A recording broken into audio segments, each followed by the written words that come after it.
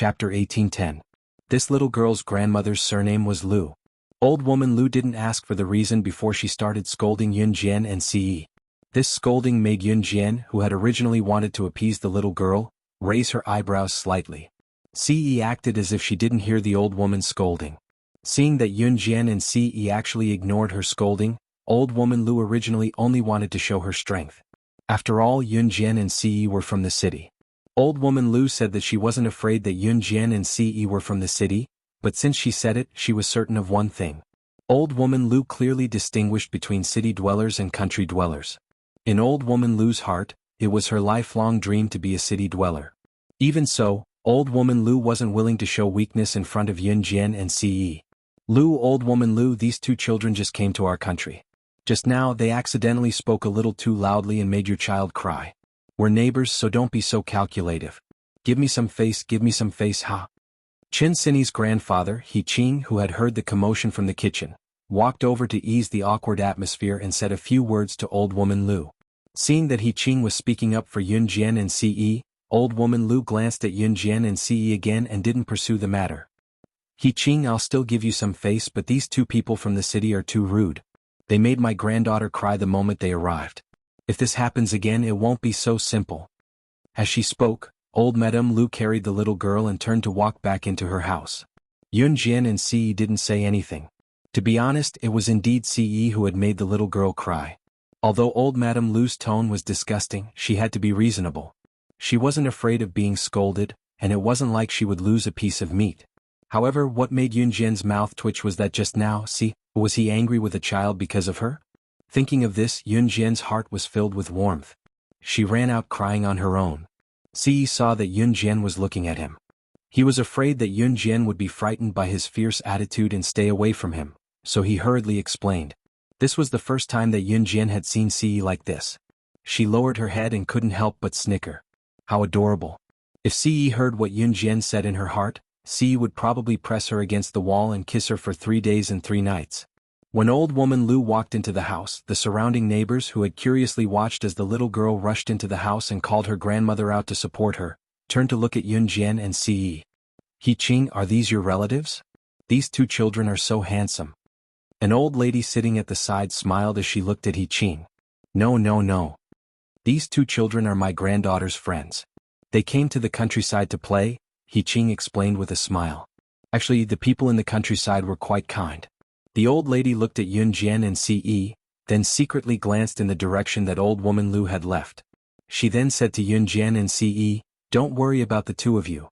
You two don't worry about that old hag. Old hag Lu is famous in our village for being a shrew. If anyone provokes her, it's like stepping on a dog's tail. Don't be afraid, Granny can protect you two here. The old lady really thought that Yun Jian and Ce were being bullied, so she said this. The surrounding people thought that Yun Jian and Ce were ordinary students. The only difference was that they were from the city. Thus, everyone started asking Yun Jian and Ce questions. In the end, when they saw Ce holding Yun Jian's little hand, the old lady sitting at the front leaned over to take a look and said, are the two of you a young couple? It's not strange for people in the city to be in a relationship at such a young age. When we were young, if a man and a woman were to be together, they would be spat at and scolded to death. The woman wouldn't even be able to get married. Chapter 1811. It would be best if no one dared to covet her for the rest of her life because she could only be his. She belonged to him from the inside out. Who would dare snatch her away from him? Go and die. Ce was drugged in this lifetime, and the drug's name was Yun Jian. After Ce's words, the old ladies, old men, and some middle-aged women and men around them laughed. The children in the village who were around the same age as Yun Jian and Ce had gone to the town to study in middle school or high school, coming back once a week. Those who were better would be admitted to Longmen City. In this era, if someone in the village were to be admitted to Longmen City or other provinces for the Gaokao, it was something that the entire village wanted to know. Coming back to reality, the old ladies and old men had heard a lot of rumors. Usually, young couples like Yun Jian and Ce would only talk about being together, but it was just for fun. How many of them would actually get married and have children? Therefore, the old ladies and old men thought that Ce was joking. Young man, I hope you'll keep your word and marry her. Don't let her down in the future for following you at such a young age. The old lady who spoke just now waved the fan in her hand with a smile as she spoke to Ce. Once marriage was mentioned, Yun Jian had a bad feeling. Was he going to, as expected? Siyi's hand slipped into his pants pocket. Cough cough cough. Yun Jian coughed softly and extended her hand to stop Siyi, but Siyi held her hand with his other hand. Siyi's other hand had slid into his pants pocket to take out a large booklet. Country R's marriage certificate was different from the red booklet in Country Z. Country R's marriage certificate was similar to a certificate of merit and came in many different styles. One could choose from a cartoon, a landscape, or a variety of other designs. Yun Jian and Siyi's marriage certificate was white with a clean background. At this moment, Siyi had already taken out the marriage certificate from Country R from his trouser pocket. Yun Jian was speechless. This feeling was a mysterious sense of déjà vu. This is Country R's marriage certificate for Xiao Jian and I. We've registered our marriage here. After Siyi showed off the marriage certificate in front of everyone, she carefully put it back into her pocket. The group of old ladies and old men who had been wondering if Yun Jian and Siyi were just playing around like other couples were dumbfounded. They're both married? He even went to Country R to register? How urgent was this? Go. You guys actually went overseas to register. The old lady was truly speechless. She had only heard of couples where the man treated the girl's feelings as child's play and tricked the girl into sleeping with him before abandoning her. She had never heard of or seen a man like Siyi who went overseas to register his marriage for Yun Jian and protected the marriage certificate like it was a treasure. I'm afraid this kind of guy is already extinct. She did not expect to see him here today. Just as the old ladies and grandpas around them gasped in shock, the child who had asked Yun Jian and Siyi if they would bump into each other at He Qing's house spoke up suddenly in front of everyone. What's the matter? Wow. Pretty sister and handsome brother aren't just dating, they're husband and wife. Is this the same relationship as my parents? Chapter 18:12. The child's voice was very loud and clear. It was as if he had been called out by the teacher in class. He was full of confidence and vigor that only children of this age would have. However, as soon as the child finished speaking, the old lady and old lady sitting around, including the middle-aged man and woman, He Qing and Zhang Xiaofeng who came out with him, froze. This kind of thing, it was enough for everyone to keep it to themselves. However, it was the first time something like this was said in front of so many people. Everyone around them couldn't help but blush, not to mention Yun Jian and Siyi. Although Yun Jian looked extremely calm on the outside, her rosy cheeks were enough to express her current awkwardness. Siyi, on the other hand, held Yun Jian's hand without blushing or skipping a beat. It was as if he was the most shameless person in the universe. He was probably the most shameless person in the world. The only reason he received this award was because of her. Cough cough cough. Little gang, your mom just came out to look for you. It's time for dinner. Your mom is calling you home for dinner. Just as the child, who didn't know what he said wrong, looked around innocently, an elderly woman coughed twice to ease the awkwardness. Then she spoke to the child. The child's name was Fu Gang. The people of Jinda village had either He or Fu as their surname. Most of the people in Jinda village had these two surnames, except for the women who married from other villages such as old woman Lu. My mom is calling me home for dinner? I have to hurry back. There's fish at home today. The child named Fu Gang patted his head and didn't care about what he said just now. He ran down a small path and disappeared in front of everyone's eyes as fast as he could.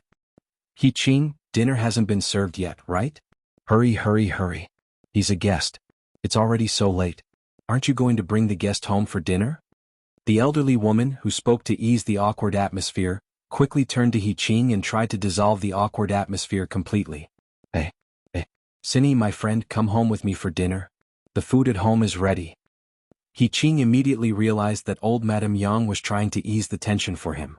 He gave old Madame Yang a grateful look and said to Yun Jian and Siyi. They had already taken out their marriage certificate and said everything that needed to be said. Even the things that shouldn't have been said were clear in their hearts. Yun Jian's small hand tightly grasped his large palm. Siyi didn't say anything else that would shock the world. Then Yun Jian and Siyi followed He Qing back home. He Qing quickly served the dishes. There was no one else at home. He Qing's daughter, Qin Sini's mother, He Xia, had married into Longmen City. He Qing had two sons. The eldest, He Yong, had good grades and became an official after graduation, settling down in Longmen City. The second son, He Lei, was not as well off as his eldest brother. He was currently working hard in Longmen City with his wife, so he left his child, He Dong Dong, in Jingdezhen and asked his old father, He Qing, to take care of her. Therefore, there were only He Qing and He Dong Dong in He Qing's house. All the dishes were served and placed on the square table. Yun Jian and Ce sat together, Zhang Xiaofeng and Qin Sini sat together, while He Qing and He Dongdong sat together. Old Master He Qing's cooking was not particularly tasty, but Yun Jian enjoyed it. Halfway through the meal, He Dongdong suddenly shook her head and looked at Yun Jian and Ce, then at Qin Sini and Zhang Xiaofeng. It's Friday tomorrow. My friends' brothers and sisters are back from school. They said they're bringing everyone to the back of the mountain to shoot birds with slingshots. There's also a fishing and prawn competition. We'll barbecue and eat together. Brothers and sisters, can you guys go with Dongdong to play with everyone? He Dongdong asked as she looked at Qin Sini and Zhang Xiaofeng with anticipation, then at Yun Jian and Ce. Sure, but you'll have to let the three of them play with you. I'll watch from the side, I can't do strenuous exercise. Qin Sini waved with a smile and looked at Zhang Xiaofeng before her gaze finally landed on Yun Jian. Her brain had just healed from the rupture, so she could not even jump and had to walk slowly. Jian, I'll leave it to you. Qin Sini stuck her tongue out at Yun Jian. Chapter 1813. After dinner and a stroll, Yun Jian and Ce went to bed early. There were not many rooms in He Qing's house, but there was still room for each of them. Ce shamelessly followed Yun Jian into her room. The rooms in He Qing's house were connected one by one and the soundproofing was poor. For example, even if one farted in one's room, the room next door could hear it. In the beginning, Ce wanted to touch Yun Jian's outstretched hand, but when Yun Jian slapped his hand away, there was even a loud fart from next door that sounded like a lion's roar. Ce retracted his pig-trotter hand in silence. It was a dreamless night. Yun Jian woke up in the afternoon the next day. For some reason she slept especially well last night and only woke up in the afternoon. When she woke up, Yun Jian could feel Ce's hand resting on the back of her head as if it had been there for the whole night. She did not know when his hand had started to cushion the back of her head. Tilting her head slightly, she could see his bright and deep eyes. They were very good looking. Ce woke up at 5 or 6 in the morning, but he did not wake Yun Jian up. He kept his hand on the back of her head so that she could lean against it comfortably and stared at her for 5 to 6 hours straight. It was as if he was not tired at all. Jia, brother. Wake up. Let's go catch some birds. They're already at the back of the mountain, we're the only ones left. At this moment there was the sound of someone knocking on the door, and He Dongdong's tender voice came through the door. The them naturally referred to He Dongdong's group of brats and friends, including their brothers and sisters. It was Saturday today and yesterday was Friday. Many young boys and girls who were around the same age as Yun Jian and Ce who went to school outside came back to Jinda village from town or Longmen city. Yun Jian and Ce had not gone far from Jinda village, so they did not run into them. The group woke up early this morning and went to the back of the mountain to compete in shooting birds with slingshots. Yun Jian and Ce slept until noon when He Dongdong woke them up. Zhang Xiaofeng and Qin Sini had already gone to the back of the mountain. After Yun Jian and Ce woke up and ate the breakfast He Qing had left for them, they followed He Dongdong to the back of the mountain. The back of the mountain was a place with trees and empty land. The scenery here was beautiful. Millet was scattered all around the mountain. Millet was the favorite food of birds. Since the back of the mountain was scattered with millet, the birds would automatically come over to eat it. When Yun Jian and Ce were brought here, they saw the group of children they saw yesterday as well as their brothers and sisters. Seeing Yun Jian and Ce, the young boys and girls around them took a few extra glances at Yun Jian and Ce due to their outstanding looks. Wow, it's the pretty sister and handsome brother from yesterday. When Fu Gang saw Yun Jian and Ce, he pulled a rather handsome boy who was about 1.75 meters in height over. Fu Gang pointed at Yun Jian and Ce and told the boy, "Brother, they're the brother and sister I met yesterday."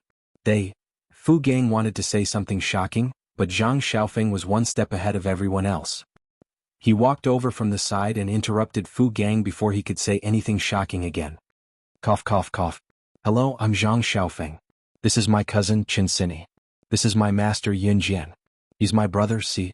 Zhang Xiaofeng took the initiative to extend his hand to Fu Gang's brother and introduce them to him.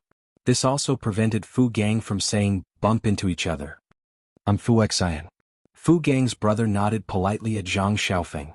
After a pause, Fu Xian looked at Yun Jian and the others and asked, "Are you guys here to hunt birds too?" "Yeah, that's right." Zhang Xiaofeng rubbed his head and chuckled. "You guys are city dwellers from the city? No wonder you guys look so delicate. You don't know how to shoot birds, right?" At this moment a girl walked over. She looked to be about 17 or 18 years old. Her face was a little dark, her skin was dry, and her nose was big. She wasn't pretty at all. The girl walked over and gave Chin Sini and Yun Jian a few glances. When she saw that Chin Sini and Yun Jian were pretty and their skin was fair and tender, she sniffled and said. However, she was secretly criticizing them in her heart. What's wrong with city dwellers? So what if they're pretty? Look at how delicate they are. They probably haven't even seen a slingshot before, right? What's the use of it? After she finished speaking, the girl glanced at Yun Jian and Chin Sini. Then she pointed at Fu Xian and said to Yun Jian and Chin Sini, "Brother, you guys are here." Chapter 1814. Mingyu, have you forgotten? Not only does Big Brother Xian know how to shoot birds, but he's also shot birds with a gun before. Just as the girl finished speaking, a gorgeous and beautiful girl in a princess dress walked over. She looked at the girl who had spoken up for Yun Jian and the others. The girl who had spoken up earlier was about 17 or 18 years old. Her face was a little dark, her skin was dry, and her nose was big. She wasn't pretty and her name was Mingyu. She was a child from the village and her grades were pretty good. She had managed to get into the town's high school. In a place like Jinda village, even getting into the town's high school was considered pretty good. Of course I know he's very good. I don't need you to tell me that. Mingyu wasn't friendly to the pretty girl in a princess dress who had walked over to speak up for her. This pretty girl in a princess dress wasn't from Jinda village. She was from the town and her family was pretty rich. This time she had followed Fu Xian back to Jinda village. Fu Xian was pretty good looking and in the eyes of these girls he was a hot steamed bun. Mingyu also liked Fu Xian, so she wasn't friendly to the girl in a princess dress who had spoken up for her. The girl in a princess dress who had spoken up for Mingyu was called Gu Lioli. Gu Lioli saw that Mingyu wasn't friendly to her, so she didn't give Mingyu any face either. Who are you showing that face to? My big brother Xian shot birds down with a gun before. I saw it with my own eyes. Gu Lioli laughed coldly in the direction of Mingyu and Yun Jian. Gu Lioli didn't get along with Mingyu, but she wasn't friendly to Yun Jian and Chin Sini either. They didn't even need to talk to each other about this. Actually, Fu Xian hadn't shot birds with a real gun. He had only used a toy gun. Fu Xian was indeed a little talented. At this moment, when Fu Xian heard Mingyu and Gu Lioli praising him, he felt a little embarrassed. You guys don't have to care about what the two of them are saying. If they want to play, let's play together. Fu Xian was a good person. He looked at Yun Jian and Ce and laughed. After saying that, he pointed to a wooden barrel not far away. There are many slingshots over there. You can take whatever you want. Don't worry. Seeing Fu Xian being so polite, Zhang Xiaofeng also replied politely. Then he walked over and took a few slingshots. Chin Sini was sitting on a big rock watching them play from afar. Brother bird. There are birds over there. Shoot it down with your slingshot. At this moment Dong Dong suddenly noticed a bird pecking at the ground. He whispered to Zhang Xiaofeng. Okay. Zhang Xiaofeng responded. Just as he was about to shoot the bird with his slingshot, Mingyu beat him to it. Mingyu said as she walked over with large strides. She pressed a stone on the slingshot in her hand and shot the bird. I saw this bird first. It's mine. A stone bounced over. Not only did it fail to capture the bird, but it also scared it away. Mingyu did not think it was inappropriate. When she turned around and saw Yun Jian looking at her nonchalantly, she was annoyed and suddenly looked up to tell Yun Jian smugly, "What the hell? What are you looking at? Haven't you seen people using slingshots and small stones to shoot birds? I can tell you're from the city. You really don't know anything." Mingyu then swung the slingshot in her hand, pretending to be very powerful as she flaunted to Yun Jian and Ce, who was standing next to Yun Jian. She spoke as if she were a Superman in the universe.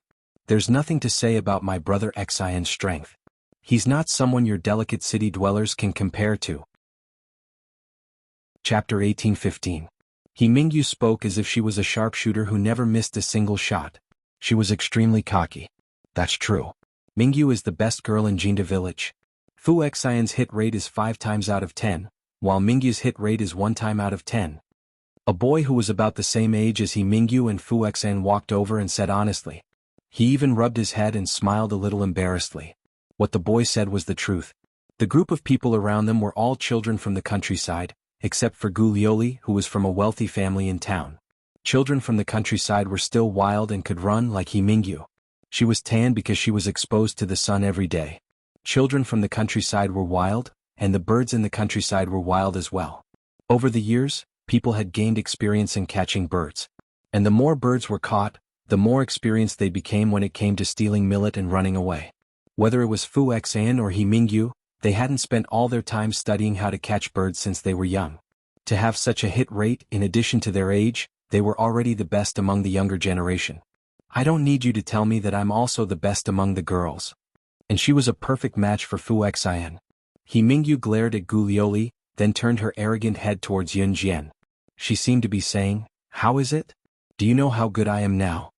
The corners of Zhang Xiaofeng's lips twitched. He was so disgusted by He Mingyu's ugly mouth that he almost vomited. "Dong Dong, go play with your little friends." Zhang Xiaofeng handed the slingshot to He Dong Dong, then turned to look at Yun Jian. "Master, we haven't trained today. Why don't we run 10 laps around this mountain? There's a foul smell here. I can't F***king stand it." Zhang Xiaofeng was quite vicious. Although he didn't mention any names, anyone with a discerning eye could tell that he was talking about He Mingyu. He Mingyu's face instantly darkened. He Mingyu suddenly rolled her eyes. She accidentally heard Zhang Xiaofeng call Yun Jian master, so she opened her mouth and spat at Yun Jian. "Haha, what master? You're actually taking in disciples. Did he think that he was some kind of expert? Learning how to take in disciples? Ah, I'm dying of laughter. A woman from the city like you, what skills do you have to teach your disciple? I advise you to go home, take a piss and look at yourself." When He Mingyu started speaking, Ci pulled Yun Jian into his arms and retreated 5 meters away from He Mingyu, so that He Mingyu's spit didn't hit Yun Jian and Ci. When He Mingyu spoke up to this point, Ci's face turned cold and he frowned. He directly interrupted He Mingyu, "Don't you dare say anything bad about my woman again." Ci's words carried absolute pressure. He Mingyu didn't know why, but he actually shrank back in fear and didn't dare to speak. "Go run 20 laps around the mountain. After that, I'll teach you how to use the butterfly knife." Yun Jian glanced at Zhang Xiaofeng and said. After learning from Yun Jian for so long, Zhang Xiaofeng really wanted to learn how to use the butterfly knife nimbly from Yun Jian. When he heard Yun Jian's words, Zhang Xiaofeng widened his eyes and asked Yun Jian, "Master, really? I'll run right now." After saying that, he disappeared without a trace. Tisk, he's pretty good at acting. He Mingyu didn't dare to speak in front of Ce, but when he saw Yun Jian's expression, he couldn't help but mutter. Zhang Xiaofeng's stamina was getting better and better. After an hour, he finished running 20 laps around the mountain. During this hour, Yun Jian couldn't help but sneer as she watched He Mingyu hit the birdie once out of 10 times. "Master, I'm done running." Zhang Xiaofeng panted heavily and wiped away his sweat. He didn't collapse to the ground like ordinary people after running for so long. He Mingyu watched as Yun Jian took out the butterfly knife from his pants pocket and laughed coldly. "You're just deliberately mystifying things." Gu Liuli also looked over and chuckled softly. On the other side, Yun Jian took out the butterfly knife and swung it twice, then said to Zhang Xiaofeng, "The butterfly knife is nimble. If you want to throw it, you have to fully grasp its structure and how to use it." Just as she said this, Yun Jian's eyes suddenly narrowed. The people around them, including He Mingyu, Gu Liuli, and Fu Xian, were all slightly startled. They saw Yun Jian suddenly throw the butterfly knife. Chapter 1816. The butterfly knife was called a butterfly knife because its blade was very similar to a butterfly. A butterfly had a body and 2 wings. When the wings were folded, they could wrap around its body. The butterfly knife was the same. The blade of the butterfly knife was the body of the butterfly. If a normal knife was to be stored, it would be stored in the scabbard. However, the butterfly knife's scabbard wasn't a single scabbard. It had 2 scabbards, one on the left and one on the right. When the 2 scabbards were folded together, the blade of the butterfly knife could be stored. The 2 scabbards were like the wings of the butterfly, which could be folded together at will. In other words, the difference between a normal knife and a butterfly knife was that the moment the blade of the butterfly knife was cut, the 2 scabbards could be combined together to form a normal knife. One could also grab a scabbard and throw it out to hold the blade of the other knife. To put it simply, the butterfly knife was a tool that could be transformed into a normal knife or a non-normal knife. If a person who didn't know how to use a butterfly knife grabbed a scabbard and threw the butterfly knife away, it was very likely that they would accidentally injure themselves. Therefore, when many people first learned the butterfly knife, they would practice for a long time with a non-edged knife. When Yun Jian nimbly played with the butterfly knife in her hand, He Mingyu, Gu Liuli, and the others in the distance were already dumbfounded. The group of children around them had never seen such a knife. Even if they had never seen a butterfly knife that could be assembled into a normal knife by dropping a blade and 2 scabbards. Moreover, they had never seen anyone play with the butterfly knife so smoothly. Wow. Pretty Big Sister is not only pretty but also amazing. Yeah. Pretty Big Sister is amazing. Pretty Big Sister is so amazing and beautiful. When I grow up, I also want to marry a pretty big sister like her. The large group of children were all in their childhood stages. They were innocent and said whatever came to their minds. Seeing that Yunjian could play with a knife so nimbly, the group of children was dumbfounded. Even Fu Xen looked at Yunjian with a somewhat crazed gaze. Su Mingyu and Gu Lioli, who were watching from afar, clenched their fists tightly. They were so angry that they wished they could go over and give Yunjian a beating. But at that moment, Yunjian suddenly sheathed her knife. She held the two scabbards together, making the butterfly knife look like an ordinary knife. With the blade below, she held the scabbards that formed the handle. Her eyes flashed as she narrowed them. G. Cha-cha-cha-cha-cha. Creak creak creak. Not far away, because no one went to disturb them, a large flock of birds had already landed on the ground to look for food. They even let out satisfied cries after eating the millet. It was also at this moment that Mingyu, Gu Lioli, Fu Xian, and all the children saw a horrifying scene that they would never forget for the rest of their lives. The butterfly knife in Yunjian's hand suddenly flew towards the flock of birds. Her knife was so fast that no one could see it clearly with their naked eyes. The saber flew out from his hand. With lightning speed, it flew towards the flock of birds that had sensed danger and were fluttering in the air in an attempt to escape. The butterfly knife borrowed momentum and didn't merge. The blade and the two scabbards formed an ordinary dagger, and it flew through the flock of birds that were trying to escape. The short blade pierced through the abdomens of 3 birds that were trying to escape, nailing the 3 birds to the blade. Her knife skills were accurate. Yunjian's butterfly knife didn't just hit the birds' abdomens. This time, it didn't pierce through just one bird's abdomen. Instead, like skewering mutton, it nailed 3 birds to the blade of the butterfly knife. This scene caused an uproar. Silence. Dead silence. Chapter 1817. The knife pierced through the abdomen of 3 birds in a row. Yunjian's knife skills were so accurate that it frightened and horrified everyone present. Mingyu and Gu Lioli were already scared beyond recognition by Yunjian's move. They couldn't say a word for a long time, and even their minds were blank. The group of friends around them were the same. In the end, it was Fu Xian who broke the silence. He looked at Yunjian in amazement and said, "So, amazing."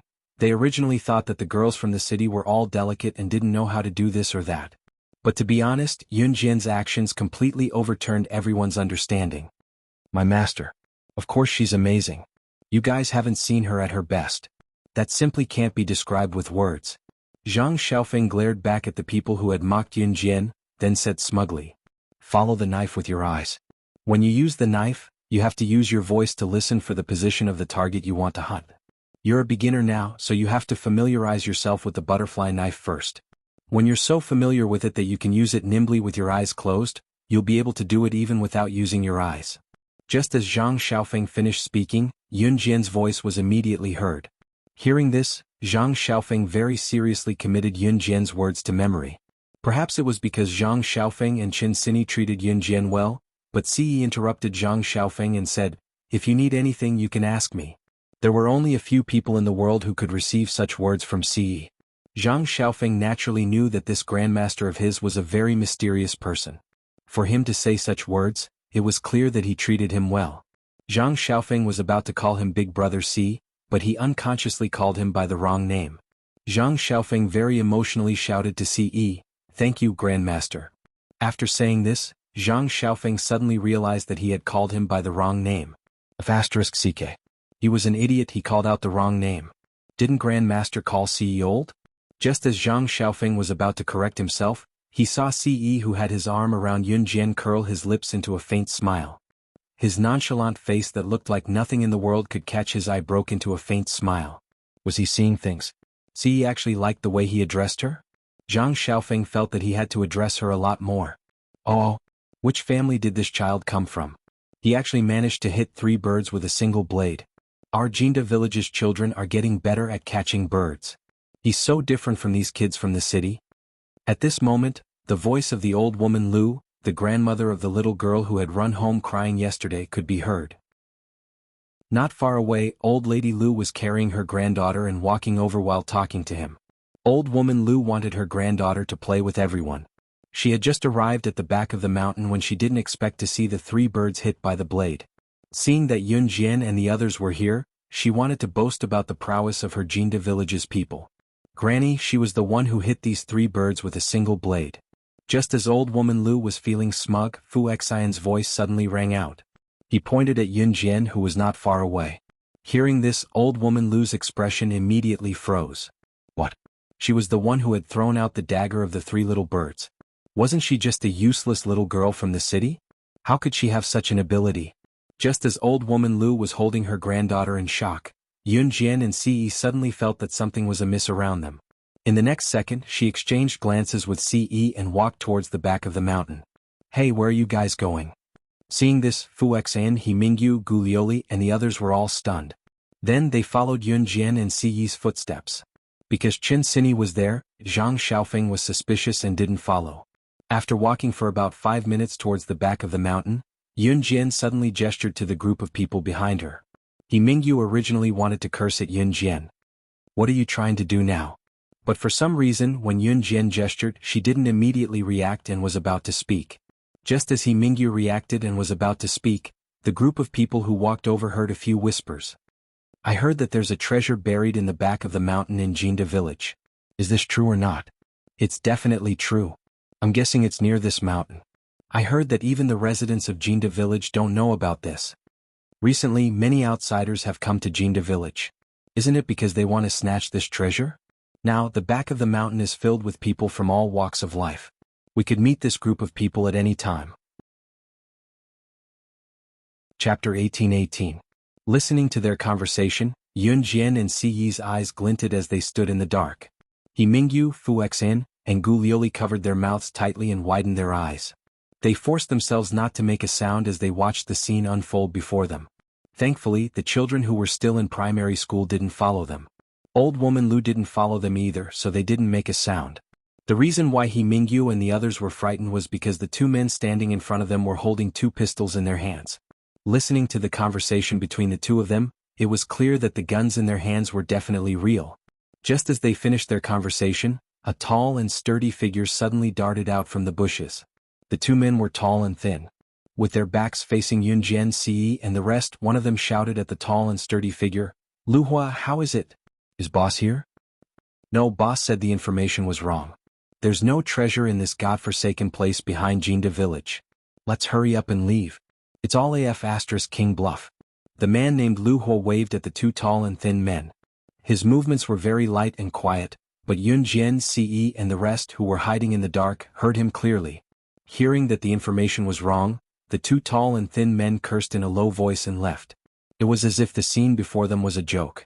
It was only after the three men were far away that Yun Jian and her friends started to head back. Are the guns in their hands real guns? He Mingyu trembled for a while before he managed to ask the question he wanted to ask. When they saw Yun Jian and Ce walking towards them, He Mingyu and the rest followed them without a second thought. He Mingyu followed them with the intention of figuring out what Yun Jian was up to. However, on the way back, she was trembling all over and couldn't stop asking in a trembling voice. If you want to know whether it's real or not, you can just chase after them and ask them. Yun Jian smiled coldly. If Yun Jian had said this before, He Mingyu would probably have retorted. However, He Mingyu was too afraid to say a word now. When they returned to the back of the mountain where they hunted birds, although He Mingyu and the rest were afraid, they didn't mention a word about what had just happened. Fortunately, those who went were around Yun Jian's age. Because they had seen an extremely terrifying scene, no one mentioned what had just happened. When they returned to the back of the mountain, they didn't have the mood to continue hunting birds with their slingshots. They all found an excuse to go home. When it was past 6 in the evening, the sun was about to set and the afterglow of the sky was slowly blooming. Dinner had yet to be served. He Qing did not make dinner in time either. After he came back from outside, he hurriedly called Yun Jian, Ce, Qin Sini, and Zhang Xiaofeng into the house. Sini, I've called. Your family's car will be here to take you back to Longmen City later, He Qing said, looking flustered. Go home? Grandpa, we've just arrived yesterday. Why do we have to go back? Qin Sini was shocked and confused. He Qing kept quiet for 2 seconds before he suddenly glanced at Yun Jian and Ce. Finally, as if he had made a decision, he walked to the door and looked around. Seeing that there was no one there, he closed the door and turned to speak to everyone sternly. He looked at Yun Jian and Ce first. Cindy has told me before that one of you is her best friend and the other is her best friend's man. It's believable. I won't keep this a secret from all of you. As he spoke, He Qing looked at the group and sighed. A lot of foreigners have come to Jinda village recently. I don't know if you guys know that there's a lot of foreigners coming to the back of the mountain recently, saying that they're here to look for treasure. Yun Jian's deep eyes narrowed when she heard that. He Qing's solemn voice continued, they've been looking for treasure in the back of the mountain but to no avail. Some of them have gone back while some are still unwilling to give up. I heard that a group of people have come recently. They're world-class bigwigs and they even have guns with them. I heard from someone at the village entrance just now that they won't leave until they get their hands on the treasure. They're even going from house to house to search for the treasure they want. As he spoke, He Qing hurried to his bed and bent under it to lift up a piece of floorboard under the bed to take out an ancient box. He Qing went over and shoved the box into Qin Sini's arms before he told Qin Sini and the rest anxiously, "Brother, you're here." Chapter 18-19. Grandpa. Then what are you going to do? Qin Sini had never heard of this before, let alone the fact that her family had an ancestral treasure. She was completely stunned and asked after a moment of silence. He Qing's words made Yun Jian blink as well. The fact that He Qing could say this in front of her and Ce was proof that he trusted her and Ce a lot. Zhang Xiaofeng was equally stunned by He Qing's words. Ce, who was beside them, acted like he did not hear He Qing at all. As the leader of an Hun group, what treasure could Ce not have? To Ce, those rare treasures were not as precious as his Xiao Jian. His treasure was Xiao Jian. Other than that, no one or anything could replace it. Dong Dong and I will stay here. Don't worry, it'll be fine. Those people don't even know that the treasure is in our house. Anyway, Sini, take it and leave quickly. Your family's car will drive to the village entrance to pick you up later. He Qing said solemnly. This family heirloom had been with the He family for a long time and had been passed down for many generations. About a year or two ago, someone suddenly spread the news that there was a treasure in the mountain behind Jinda village. The villagers did not know about it, but it was a hot topic outside. There were many people who came to the mountain behind Jinda village to search for the treasure but to no avail. Basically, they would leave when they did not find the treasure after searching the mountain behind Jinda village. However, the group of people who came these 2 days was said to be sent by an international bigwig. All of them were armed with guns. It was obvious that they were gangsters. When He Qing was in the village just now, he heard them say that they would not leave until they found the treasure. He Qing panicked. He quickly called Qin Sini back, planning to have her leave with the treasure. As they spoke, a car honked at the door. He Qing got Qin Sini to hold the antique box tightly and told everyone to pack up and leave. The car's here. Sini, go back to Longmen City quickly and pass this box to your mom. Don't let your eldest and second uncles know about it. He Qing reminded Qin Sini. He Qing knew very well that his eldest and second sons were greedy.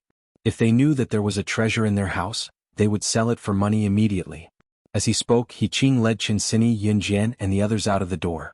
However, as soon as he walked out of his house, He Qing saw a car parked not far away. Beside the car stood a group of ferocious-looking people. This group of fiendish people had guns in their hands. And the leader of this group of fierce-looking people was the man with a tattoo on his chest standing at the very front. Beside him was someone He Qing was familiar with. Liang, why are you here? He Qing looked at the leader of the group of people in surprise. Beside him stood a person who was about the same age as him and looked very much like him. The person called Liang was He Qing's younger brother, He Liang. Brother, what's this thing in your granddaughter's arms? Where are they going? He Liang's eyes shone when he saw what Qin Sini was holding. He Liang, do you know what you're saying? The menacing men around them were obviously the world-class bigwigs. He Qing's eyes widened in shock when he heard He Liang's words. You don't have to call me by my full name, brother. I can hear you. He Liang said to He Qing in a sarcastic tone. After saying this, He Liang, who had wanted to put on an act just now, immediately revealed his true colors. Ha, brother. You're so nice to me. Our father was so nice to you when he passed away. He even passed on such a precious thing to you. If it wasn't for my neighbor, Old Wang, who overheard the conversation between you and our father, I wouldn't even know that our family had passed on such a treasure. Chapter 18-20. He Qing's old father had already passed away. Before he passed away, he gave the family heirloom to He Qing and told He Qing to pass it on. When it came to family heirlooms, some people would think about how to sell it for money. Others would want to pass it on even if they starved to death. Of course, there were very few people who could do the latter. He Qing was one of them. He Qing's old father had long seen through his other son, He Liang's character. That was why He Qing's old father gave the family heirloom to He Qing. At this moment, after hearing He Liang's words, He Qing suddenly thought of something. His finger trembled as he pointed at the group of ferocious-looking people and said loudly, "Liang, could it be that these people, were you the one who called them here?" His own younger brother had betrayed him. He Qing didn't know how to describe this feeling. "My brother, don't look as if you were the one who suffered a great loss. When that old man gave you the family heirloom, did he remember that I was his son too?" I don't mind telling you. I was also the one who spread the news about the family heirloom in Jinda village. He Liang's face made Chen Sini and Zhang Xiaofeng feel nauseous. There was a glint in Yun Jian's eyes. Si Yi's arm around her waist never loosened. He Liang's words made He Qing's expression change. He Qing couldn't believe that his younger brother would betray him like this. He clutched his heart and was so angry that he almost vomited blood. "What are you guys waiting for? Hurry up and snatch the treasure. It's in that girl's arms." He Liang suddenly said to the leader standing next to him as he pointed at Chen Sini. Next to He Qing's house was the sports field of Jinda village. Therefore, all the villagers were attracted by the commotion and came to see what was going on. Whether it was the old woman Lu He Mingyu whom Yun Jian and the others met in the back of the mountain, Gu Lioli or Fu Xian's group, they all heard the commotion and came over. When they saw the leader standing there with a group of fierce-looking people, and each of them holding a shiny pistol in their hands, these ignorant people in the village all turned pale with fright. "How dare you order me around?" The leader glanced at He Liang and waved his hand, ordering his men to arrest He Liang. "What are you doing? Didn't you say that you would share half of the treasure with me?" He Liang was still in shock when he was pinned down. He only calmed down when the leader's subordinate pointed the gun at his head. "My name is Henry, I'm the younger brother of D Country's arms tycoon Henry Livy. Old man, if you know what's good for you, you'd better hand it over or else, he," the leader said as he twirled the pistol in his hand. The scene of He Liang betraying He Qing and Henriquez betraying He Liang made everyone tremble in fear, not daring to utter a single word. Looking at the shiny pistols, He Qing clenched his fist. He didn't expect that in the end, the one who ruined his family's heirloom was his own brother. "Old man, give it to me. Otherwise I'll kill you." Henriquez saw that He Qing didn't take out the treasure, so he grabbed the gun and pointed it at He Qing's head. "I won't give it to you." Just when everyone thought that He Qing would not be able to protect his family's heirloom, a beautiful female voice rang out. Yun Jian quietly took the antique box from Chen Sini and held it in her hand. She crossed her arms and looked at Henriquez in front of everyone as she said those words. "What did you say? Give it to me." Henriquez heard Yun Jian's words and angrily pointed the gun at Yun Jian as he roared. The gun was actually pointed at Yun Jian's head. She just provoked Henriquez, who had a gun in his hand. Was she looking for death? The surrounding residents of Jinda village, including Fu Xian, He Mingyu and the others, all took a deep breath. They were so scared that their faces turned extremely pale. Old woman Lu was so scared that her legs were paralyzed. Just when Henriquez was overbearing, a gunshot sounded. Without giving anyone a chance to react, this shot was aimed at Henriquez's wrist that was pointing the gun at Yun Jian's head. The bullet flew into Henriquez's wrist at a speed that he couldn't react to at all. The nerves in Henriquez's wrist were destroyed on the spot. The gun in his hand that was pointing at Yun Jian's head fell to the ground unconsciously. No one could see who fired the gun. When everyone looked in the direction of the frightening bullet, they saw a shiny silver gun appear in Si Yi's right hand while holding Yun Jian's waist. In terms of shooting skills, Si Yi was invincible in this world. With a dark expression, Si Yi looked at Henriquez without a change in his expression. After he shot Henriquez's wrist in a swift motion that no one knew when he had taken out his gun and shot, a voice so cold that it shocked everyone rang. It was directed at Henriquez. Chapter 1821. The surrounding people were shocked by Si Yi's actions. What was even more frightening was that Si Yi also had a gun. And all of Henry's subordinates also had guns. Even if everyone knew that Si Yi had a gun, they would never have thought that Si Yi would do such a thing. Just because Henry pointed his gun at Yun Jian, Si Yi fired at him. Not to mention Si Yi's marksmanship, just his actions alone were enough to show that he was disregarding his own life just to protect Yun Jian. There were many girls present and Si Yi was so handsome. When these girls saw this scene, they couldn't help but be tempted. Nowadays, How many boys would really disregard their own lives for the sake of the girl they liked? Just as everyone was thinking this, Henry, who had one of his wrists crippled, held his hand and roared, "You actually dared to shoot at me. Kill him. Kill them for me. After taking the treasures, don't leave a single one alive." Henry's tone was very agitated. It was the kind of furious roar that came from enduring the pain in his wrist. So what if C had a gun? He was only one person after all. The Jinda village residents standing in the distance were so frightened that their legs went soft. Henry had obviously suffered all kinds of knife and gun wounds in the past. How could he be ordinary in the black market? Although Henry was in great pain from Ce's attack, he could still endure it. Just as he growled, Henrius held his injured wrist. His eyes darted around, not looking at Yunjian closely just now. Now that he was looking at her delicate and beautiful face, he could see that she was delicate and pretty. She was more perfect than any girl he had ever had.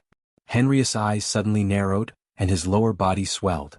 Perhaps because Ce dared to shoot at him and injure him, Henry wanted to take revenge. He pointed at Yunjian and said to his subordinates, "Don't kill this girl. Kill everyone else. How dare you injure me? I'll king rape your woman in front of the whole village." The person Henry wanted to take revenge on was naturally Ce, who had hurt him.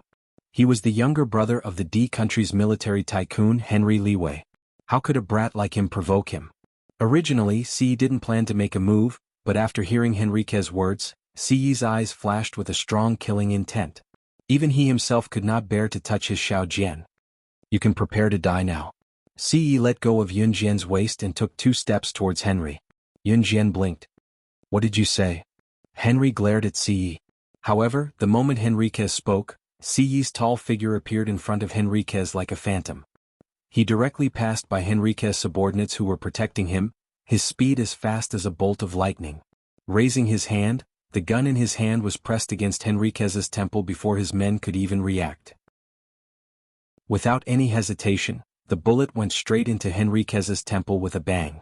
The residents of Jinda village had never seen such a scene. At the same time, the residents of Jinda village retreated 3 feet in fright, their faces drained of color. He killed someone? The second before Henriquez closed his eyes and stopped breathing, his eyes widened in disbelief as he fell to the ground. His subordinates were all highly trained assassins. These assassins could even buy him time to escape the pursuit of a top 10 international secret agent or assassin ranking. However, Ce just now was like a phantom appearing in front of him in seconds and killing him directly. Such skill.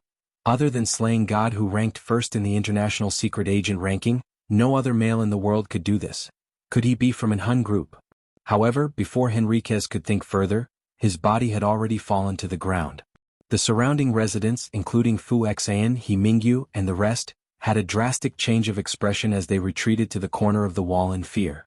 Even Henry's men were stunned by Ce's simple yet fast speed that could not be captured by the naked eye. At this moment, Ce had put away the gun in his hand. With both hands in his trouser pockets, he kicked Henriquez's body more than 10 meters away, causing Henriquez's body to fall onto Henriquez's most prized subordinate. In front of everyone, Ce's mellow voice that was so cold that it was frightening rang. He spoke openly about his identity to Henry's subordinates. Chapter 1822. An Hun group. Henry's men were not as smart as Henry. Once they heard what Ce said, they assumed that Ce was from an Hun group. In the underworld, anyone who was related to an Hun group was terrifying.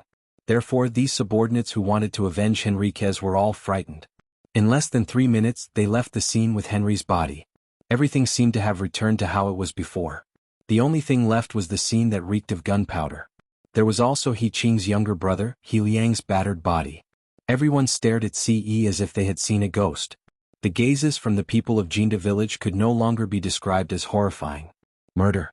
He actually killed someone. It was obvious that the people around them did not know about an Hun group. No one here knew the meaning of an Hun group.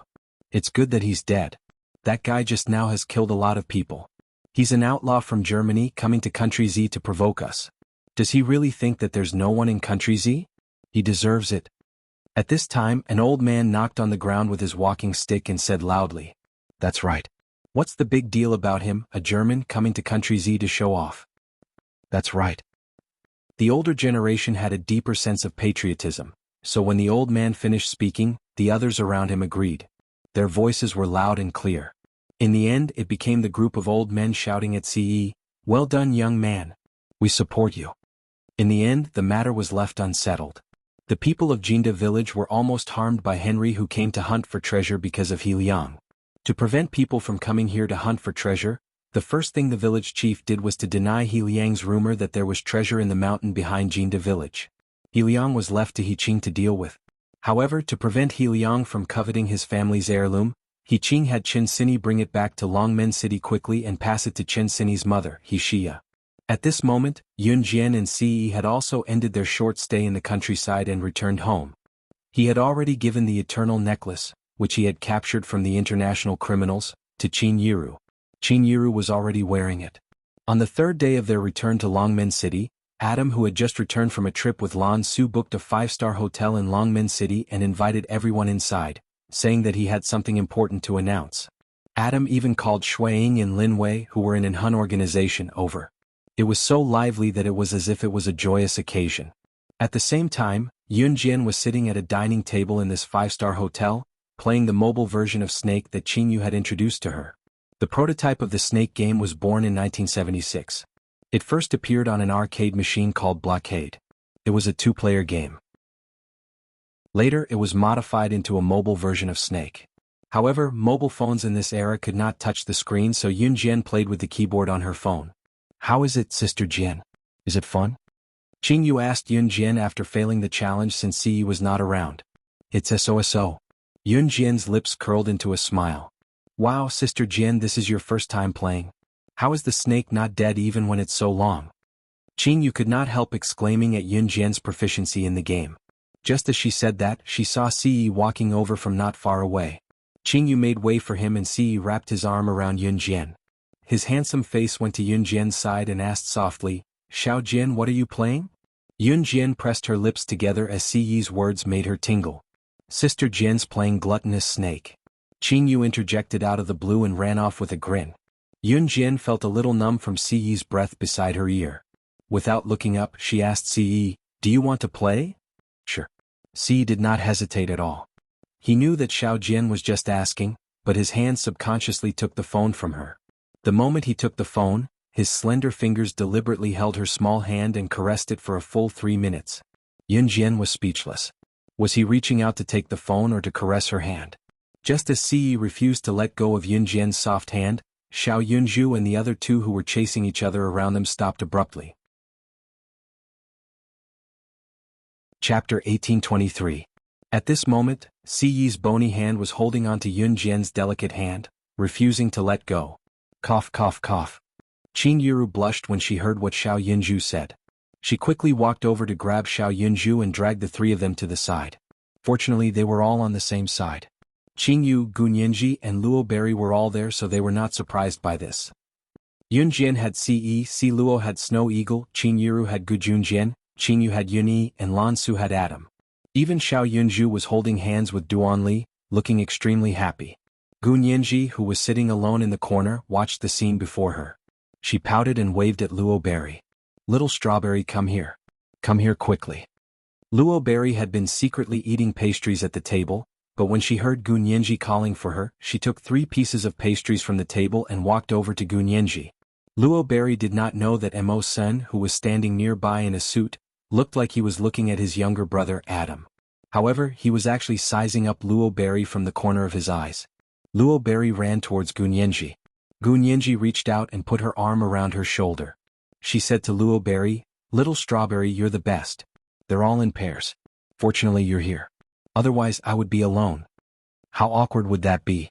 Gun Yinji laughed out loud like a man and took 2 wine glasses. She shoved one of them into Luo Berry's arms and said to her, "Come come. Come come come. To celebrate our friendship, cheers." Gun Yinji was from Yulong mainland, so she had a forthright aura. Luo Berry, on the other hand, was more delicate. She held the glass of wine and was stunned. Gun Yinji had been taking care of her when she was at Qin Yu's house, like a big sister. Luo Berry grinned at Gun Yinji as she thought about it. She took the glass of wine and clinked it with Gun Yinji's. Just as she was about to put the glass into her mouth, a very beautiful hand reached out and blocked Luo Berry's hand that was about to put the wine glass into her mouth. "She can't drink. I'll drink for her." A male voice that Luo Mei had been longing for sounded. The voice was very pleasant to the ears, and there was a hint of a cool breeze in his breath, making people feel refreshed. Masen, who had been watching Adam the entire time and secretly glanced at Luo Berry from the corner of his eyes, couldn't help himself when he saw that Luo Berry was going to drink. He walked over and snatched the wine cup from Luo Berry's hand, downing all the wine in one gulp. Luo Berry was shocked by Immerse, who suddenly walked over. She was stunned and didn't react for a long time. "You don't have to drink for me, I can drink?" Just as Lockberry was about to explain, Immerse interrupted. "Drinking is bad for a girl's body. Don't drink in the future." After saying that, Immerse took away the wine glass in Rockberry's hand. Luo Berry was stunned. Gunyenji, who was beside her, covered her mouth and snickered secretly behind Luo Berry's back. She thought to herself, "My little strawberry, this is all I can do for you." Outsiders did not know that she, Gunyenji, had a very proud title in Yulong mainland, matchmaker. At this moment, Adam suddenly wrapped his arm around Lan Su's waist in front of everyone and carefully walked over. From the looks of it, he seemed to be afraid that Lan Su would fall. Adam even announced the good news of his treat when he walked in front of everyone. He was going to be a father. That's right, Lan Su was pregnant. Out of the 3 leaders of Enhan, Shuiying had the biggest reaction. He walked over to knock Adam's head and shouted, "You're going to be a father before me. I can't accept this." Immerse smirked and said to Adam, "We can discuss the wedding now. Mom and Dad are gone. I'm your brother. I'll definitely help you guys make this wedding a grand one." Lin Wei acted like he did not hear anything when he heard that. He did not feel anything. Chapter 1824. Adam's announcement was indeed a pleasant surprise. Once the news was announced, everyone who was present was pleasantly surprised. Everyone's reactions differed greatly as well. Looking at his 3 brothers' reactions, Shuiying was the most agitated. Adam even glanced at Shuiying smugly and said with a grin, "I can't compare to you in other aspects, but you can't beat me in this lifetime when it comes to being a father earlier than you." Among the 4 leaders of Enhan group, the most boisterous were Adam and Shuiying. Lin Wei was the most composed, followed by Mo Sr. "What's the use of being a father earlier? It's amazing to have more children. It's still too early for you to compare yourself to me." Shuiying chuckled at Adam, unwilling to admit defeat. "Then why don't we compete to see who has more children in the future? Whoever loses will go to Amazon for a year." Adam countered. "Come on. Do you think I'm scared of you?" Shuiying replied. "Young master, we've made this bet in front of you. You have to remember it in the future. No one is allowed to go back on their word." Adam turned to Ce and said confidently. Ce, whose hand was still on Yunjian's waist, smirked and glanced at Adam and Shuiying sharply. "I'll send both of you to Amazon tomorrow for a year to practice. How about that?" Adam and Shuiying declined quickly at Ce's words. "Please don't, young master. You can't do that." Yunjian had actually known about Lan Su's pregnancy since a long time ago. Lan Su could not keep it a secret and had told her long ago. Yunjian wore a small smile and pressed her lips together lightly. She did not know that Ce, who was sitting beside her, was already tempted when he heard that Adam and Lan Su were pregnant earlier than her and Xiao Jian. Everyone enjoyed the meal and nothing unpleasant happened. It could be said to be a very peaceful dinner. Halfway through, Lan Su suddenly called Yunjian outside and gave Yunjian an envelope. He said to Yunjian with some shame, "Yunjian, the address of the martial arts family is in this letter. I may not be able to accompany you to collect the letter. I just had a baby and the doctor said that the first 3 months of pregnancy is not stable, so I know. Give birth to the child peacefully. Whether it's the matters of the Yulong mainland or the matters here, you don't have to care about them until the child is born." Yunjian smiled and said to Lan Su. She, Lan Su, was originally the sorcerer god's #1 protector. Whether or not she could get married was up to the sorcerer god. Lan Su was very touched by Yunjian's words. Just as Yunjian finished her touching words, Yunjian opened her mouth again. "But after you give birth, you have to continue to work hard for me. At the very least, you have to earn a few billion back for me." This sentence sounded like she was using Lan Su, but Lan Su knew that Yunjian meant that she, Yunjian, would not give up on her even if she rested for a year. Lan Su was even more touched now. "Alright, you can go in first," Yunjian said to Lan Su. Lan Su heard this and returned to the dining table. Yunjian held the envelope in her hand. Just as she stuffed the envelope into her trouser pocket, her phone beeped with a message notification. Beep. Yunjian opened the phone and clicked on the message. As soon as the message was opened, Yu Shaolua's message immediately popped up on the screen. On November 15th, you will depart for the hunting school on time.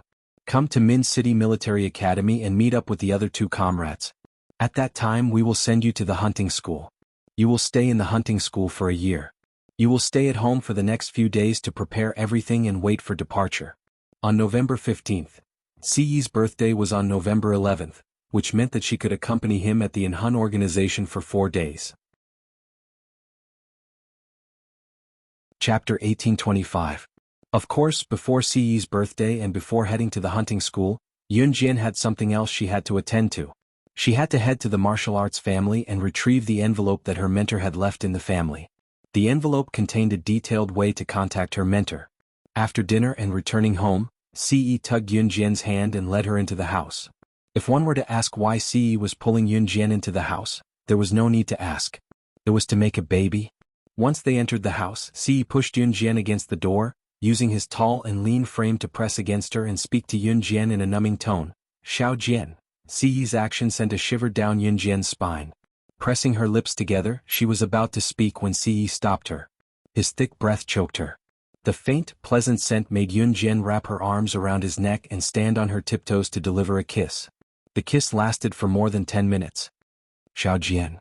Siyi murmured softly by Yunjian's ear. The sound numbed Yunjian so much that she slumped against him. Just as Siyi was about to unbutton Yunjian's shirt, Yunjian suddenly pressed his palm down. No, Xiao Jian, I'll be gentle, Siyi murmured softly as he bent down beside her ear. No, I'm scared. Can we wait a little longer? Yunjian's eyes darted around as she found a random reason to tell Siyi. Siyi did not do anything else at that, but Yunjian could tell that he was disappointed. Yunjian felt guilty. She wanted to do it with him too, cough.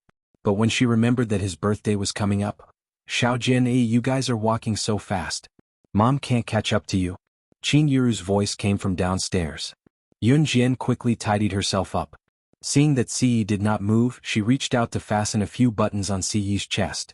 Feeling her small hands pressing on his chest, struggling to button it up, Siyi grabbed her hands and bent down, his handsome face meeting her pretty and delicate face as he said, I'm sorry, but I'm sorry, but I'm sorry, I'm sorry. Xiao Jian, do you know how alluring you are right now? Siyi's words made Yunjian blush. Other than him, there was no one else in this world who could make her, slaying God, the top secret agent in the international rankings, reveal such a girlish expression. Do it yourself. Yunjian gave up on helping Siyi with the buttons and walked to the side. Siyi could not help smirking when he saw Yunjian's behavior from behind. Was his Xiao Jian shy now? Siyi strode forward and pulled Yunjian into his arms, pressing Yunjian against the door with her in his arms before lowering his head to murmur softly in her ear. Xiao Jian is the one who undid the buttons. She has to do it back. I'll let you go when she does it. Yunjian was bewildered by Siyi's words. Let her go. While Yunjian did not know what Siyi meant, Siyi pressed himself against Yunjian and kissed her passionately. By letting her go, he meant that if she did not button his shirt when he kissed her, he would keep kissing her like this. Chapter 1826. Qin Yuru had rushed over because Xiao Yunju's mother had returned from recuperation overseas and was now staying at Gu Yunjian's house.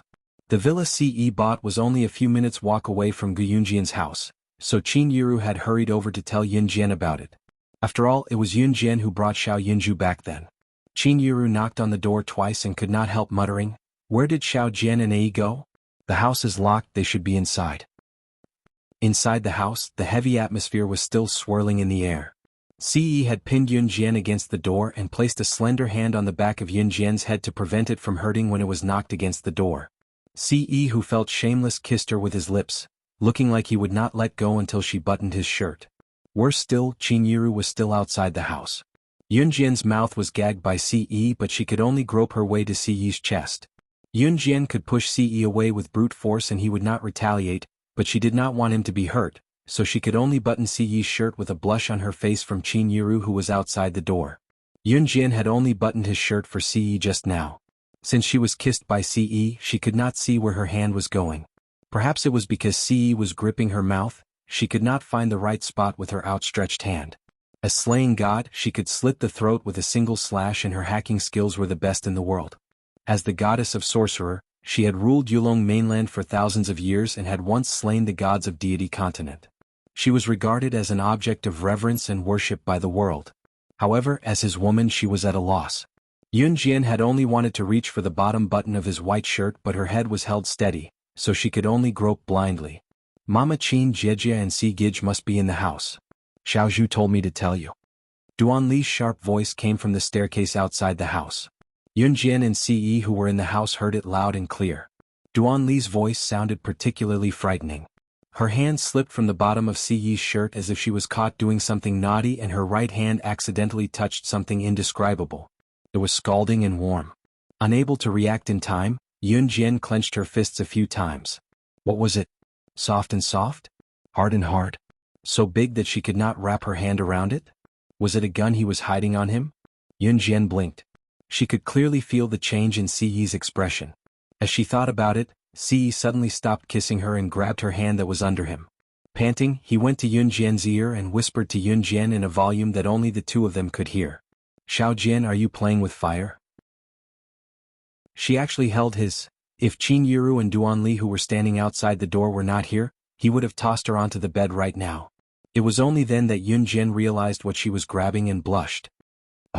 Yun Jian was about to speak softly. Si Yi suddenly went to her ear and bit it softly, his warm breath blowing against her ear or neck. Yun Jian shuddered.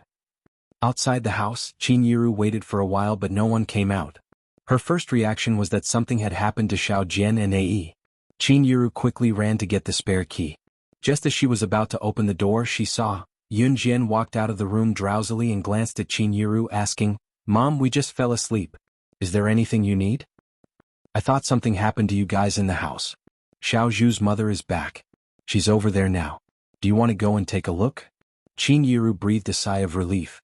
There were news reports about family members staying silent in their own bedrooms, only to find a corpse in front of them the next day when they opened the door. Death by electrocution, suffocation, and so on. It was inevitable that Qin Yiru was worried. "I'll go take a look." Yun Jian's cheeks were as red as a monkey's butt. Pretending that Si Yi was asleep, she walked out of the house and closed the door, not letting Si Yi out. She didn't even dare to imagine what had happened just now. Chapter 1827. Xiao Yunju's biological mother in this life was called Yun Hailan. Yun Hailan was stabbed in the stomach by Brother Niu who was collecting protection fees. Yun Hailan almost died back then and was sent abroad by Yun Jian. She had been recuperating in the hospital for close to a year and was finally back now. Like Qin Yiru, Yun Hailan was a woman with a hard life, so when she saw her, she felt like she was seeing herself and was very courteous. When Yun Jian went to Gu Yunjian's house and saw Yun Hailan nearly knelt to Yun Jian. If it were not for Yun Jian back then, she would probably have died because she did not have the money to get her injuries treated. How could she have fully recovered today? In the end, it was Qin Yiru who stopped Yun Hailan who was about to kneel. Xiao Zhu is an obedient and sensible child. We haven't spent much time together but we're like a family. You're Xiao Zhu's mother. We're a family from now on. I've heard about your family background from Xiao Jian. Why don't you stay in Longmen City and keep me company from now on? We've been with Xiao Zhu for a year, we can't bear to let him go.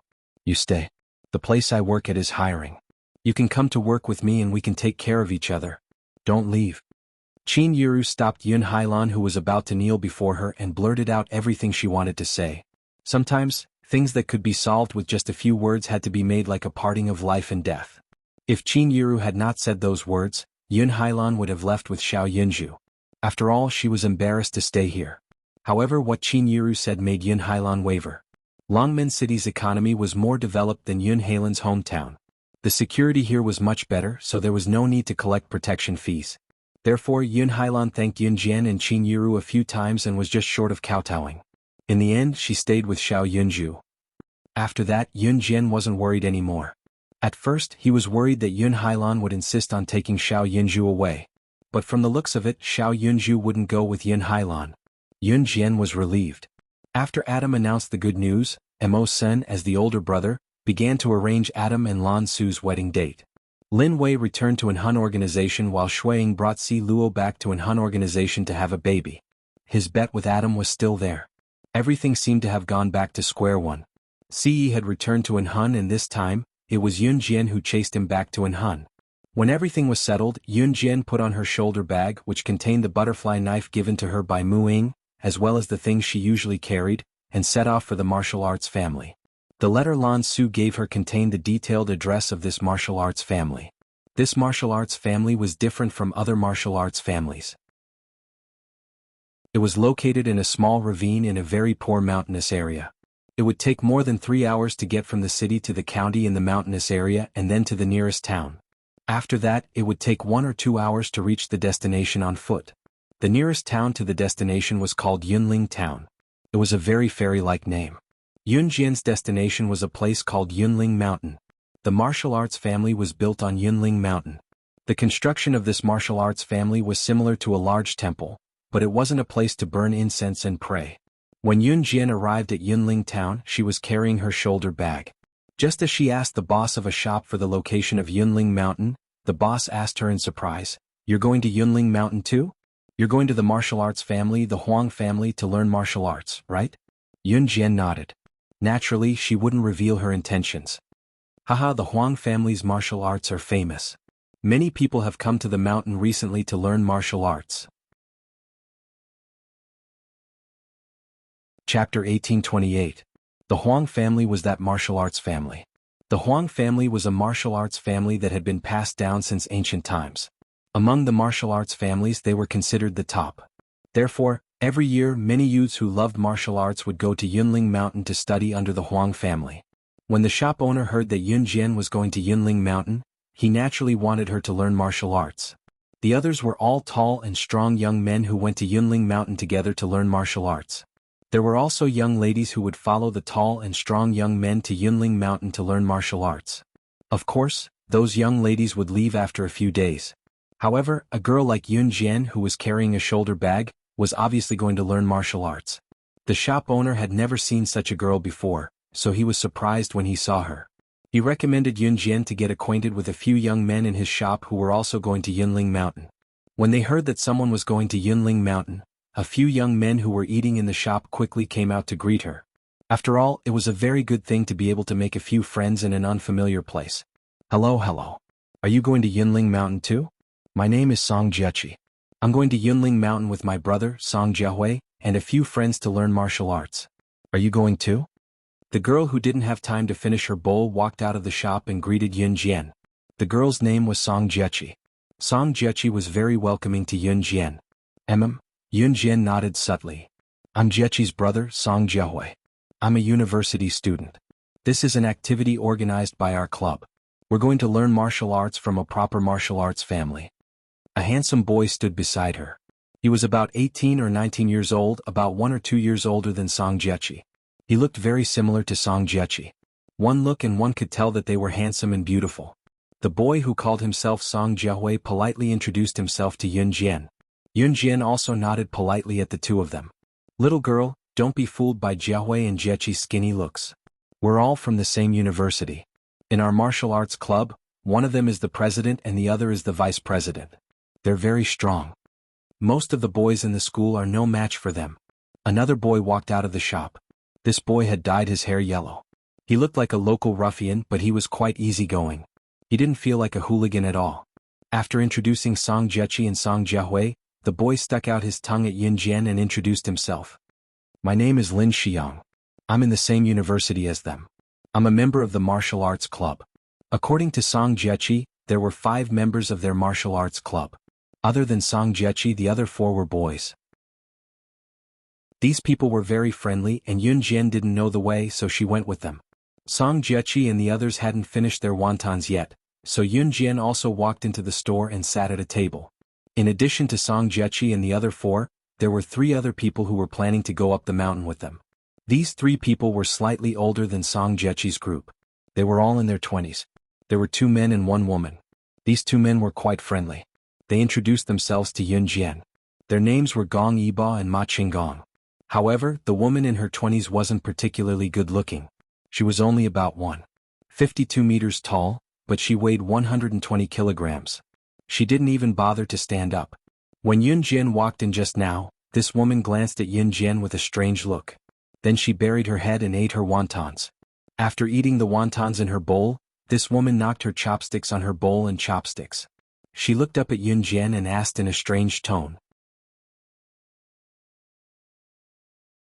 Chapter 1829. Adolescent girls were more or less rebellious. If they weren't rebellious, it would be unscientific. The woman who spoke was called Wang Gonggong. Wang Gonggong didn't look very good. Her nose was a little flat, but her face was covered with thick makeup. She looked like a typical gangster. Wang Gonggong, Gong Yiba, and Ma Qinggong were all university students. However, they were in their 4th year and were obviously a few years older than Song Jiechi and the rest. Wang Gonggong was a typical gangster among the female students. She smoked, drank, and went out to play with men. She didn't go back to the dormitory during university curfew. She fell in love and acted like a lady in front of boys. Although Wang Gonggong was ugly and had a bad figure, there were always some boys who were willing to date her when she mingled in society. Wang Gonggong was a quiet girl, but she didn't give any face when she spoke. Of course, this silence was also an act. As long as she was in front of a handsome boy, she would immediately change her tune and act coquettishly. Gong Yiba and Ma Qinggong weren't the boys Wang Gonggong liked, so she couldn't be bothered to pretend. Wang Gonggong said right away that Yun Jian had come to such a place alone because she had fallen out of love. Because a girl like her wouldn't think that Yun Jian was a capable person. Hey, what do you mean by that? Can't she come here alone to learn the profound martial arts of our country? Why do you make it sound like a girl can only come out alone when she's heartbroken? The first person who was unhappy with Wang Gonggong's words was Song Jiechi. Song Jiechi shouted at Wang Gonggong. Can I say it? I think she came here alone because she's heartbroken. Wang Gonggong glared at Song Jiechi. Song Jiechi was so angry that she almost flipped the table. In the end, Song Jiahui calmed her down. If it weren't for Gong Yiba and Ma Qinggong's good attitude, Song Jiechi and the rest wouldn't have followed Wang Gonggong. Yun Jian pursed her lips and ignored Wang Gonggong. 1.5 hours later, they set off from Yunling town and finally arrived at the foot of Yunling mountain. After another hour of climbing, they finally reached the top of the mountain. As soon as they reached the top, they saw a huge ancient building that looked like a temple. However, its architectural style was completely different from that of a temple. There was also a plaque hanging above the entrance.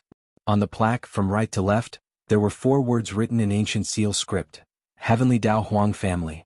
As soon as Yun Jian and the others walked through the gate, they saw a group of people shouting and practicing martial arts with an old man who looked like a cultivator immortal standing on the high steps. Every time he displayed a fist technique, a loud shout would come from his throat. Ha! Eh. This was an orthodox martial arts family.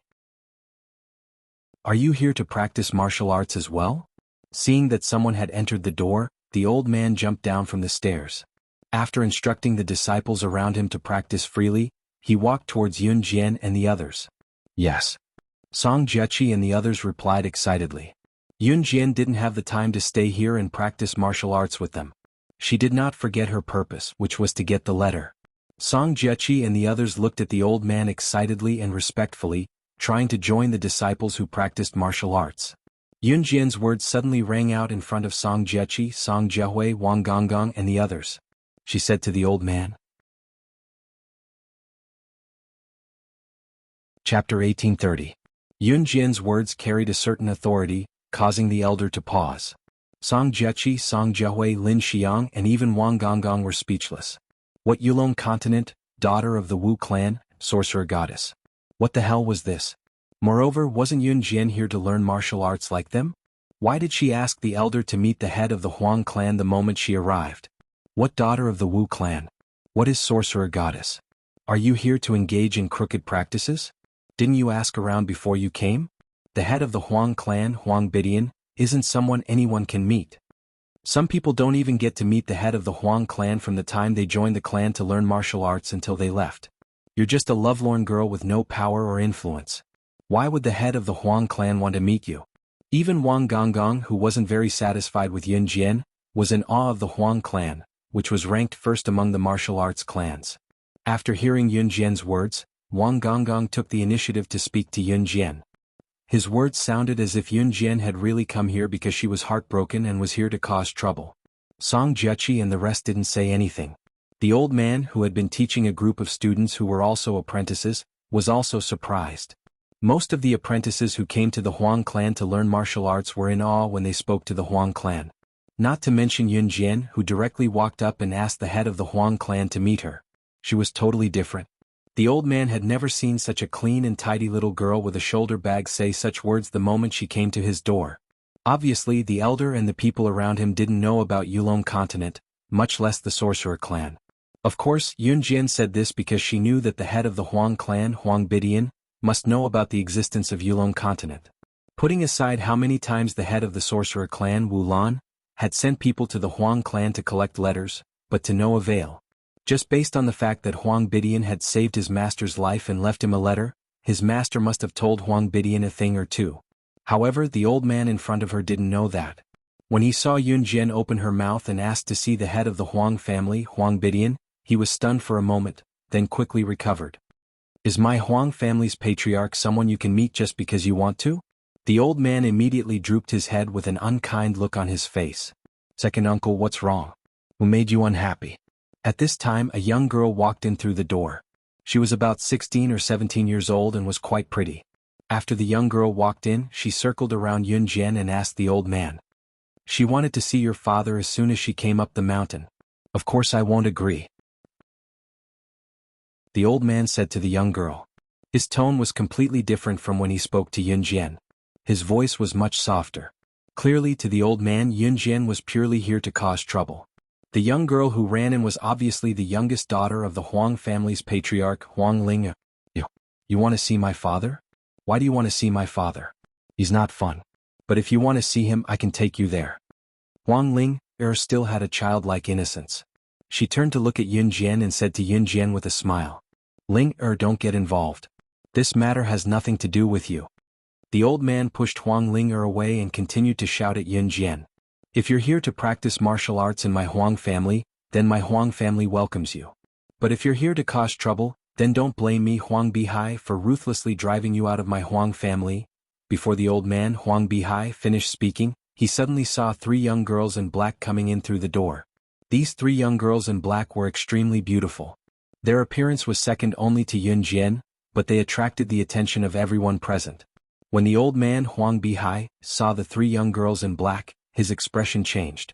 His elder brother, Huang Bidian, the patriarch of the Huang family, had once told him that these young girls in black came from a family in a mysterious region.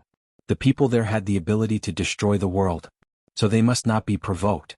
Therefore, when Huang Bihai was about to bow to the 3 young girls in black in front of everyone, a voice suddenly rang out. Just when everyone saw Huang Bihai being so respectful to the 3 young girls in black, their hearts were filled with endless questions. They saw Yun Jian turn slightly to the side. Her eyes flashed sharply, showing her side profile to the 3 young girls in black. The 3 young girls in black, who made Huang Bihai so respectful, moved their eyes when they saw Yun Jian. Then in front of Song Jiechi, Song Jiahui, Lin Xiang, Wang Gonggong and everyone else present, the 3 young girls in black knelt down to Yun Jian directly. They bowed their heads respectfully and exclaimed. Chapter 1831. The 3 girls in black were from the sorcerer tribe of the Yulong continent. Yun Jian blinked. Of course she knew why the 3 girls were here. The sorcerer tribe leader Wu Lan had sent people from the sorcerer tribe to the Huang family for a few letters. However, no matter how tempting the sorcerer tribe was, the Huang family leader Huang Bidian did not waver. The 3 girls must have been sent by Wu Lan to ask for the letters again. They just happened to bump into her this time. The 3 of them quickly knelt down and bowed. She. Why are they kneeling to her? Wang Gonggong's eyes turned to Yun Jian without blinking. Her pupils constricted slightly. Wang Gonggong did not hate Yun Jian very much. She did not want Yun Jian to die either. What she said before sounded like she was targeting Yun Jian. However, Wang Gonggong had a habit of picking on people. Yun Jian, why are they kneeling to you? Wang Gonggong was not the only one surprised. Even Song Jiechi and Song Jiahui were shocked. Surprise flashed across everyone's faces. This is not the feudal society of the ancient times. Everyone is equal. Where is your dignity? Could it be that she threatened you? Get up. Wang Gonggong was a very mysterious person. When she was in a good mood, she was nice to everyone. When she was in a bad mood, she was not nice to anyone. Seeing the 3 girls in black kneeling in front of Yun Jian and bowing to Yun Jian with the etiquette of the Yulong continent, she could not take it anymore.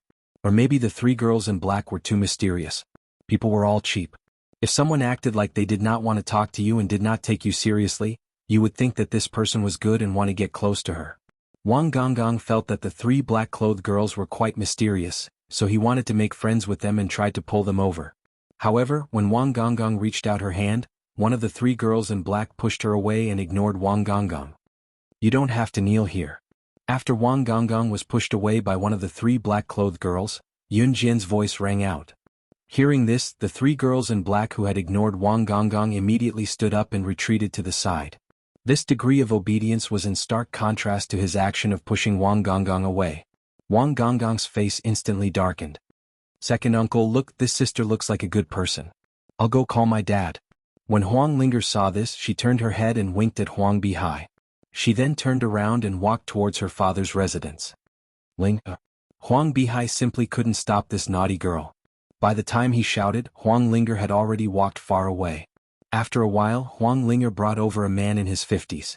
He was wearing a righteous martial arts uniform and had short hair. He was about to enter his old age. This person was the head of the Huang family, Huang Bidian. Dad, it's this sister. Huang Linger led Huang Bidian to Yun Jian. She leaned forward mischievously and stuck out her tongue at everyone. Then she pointed at Yun Jian. It was apparent that Huang Bidian had heard about Yun Jian from Huang Linger before he came. Coupled with the presence of the three witches, Huang Bidian had basically determined Yun Jian's identity. He looked at Yun Jian and frowned. You're the disciple of expert Bailey? The witch tribes. Which god? Bailey was a surname. The expert Bailey that Huang Bidian mentioned was her teacher. Yun Jian nodded. You can say that. If it wasn't for him, I wouldn't have learned all of this. Then I can't give you the letter. Huang Bidian frowned and refused. In the eyes of everyone present, Huang Bidian was a supreme existence. The head of the Huang family. The head of the Huang family, which was ranked first among the martial arts families. Huang Bidian directly rejected Yun Jian. No one was surprised. However, they all thought that Yun Jian would definitely beg Huang Bidian for what she wanted. She seemed to be begging Huang Bidian for the letter.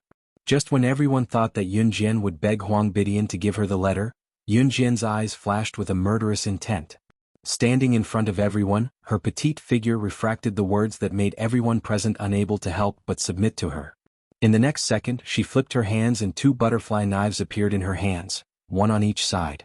The blades reflected the sunlight, and the light from the knives blinded everyone's eyes. They couldn't help but squint. When everyone opened their eyes to look at her, they heard her cold words suddenly ring out. Chapter 1832. She had to get this letter. It was not only because her mentor in her past life had taught her these skills and allowed her to survive in that bloody world. Yun Jian's intuition told her that her mentor, Bailey Expert, had an inextricable relationship with the thousands of continents.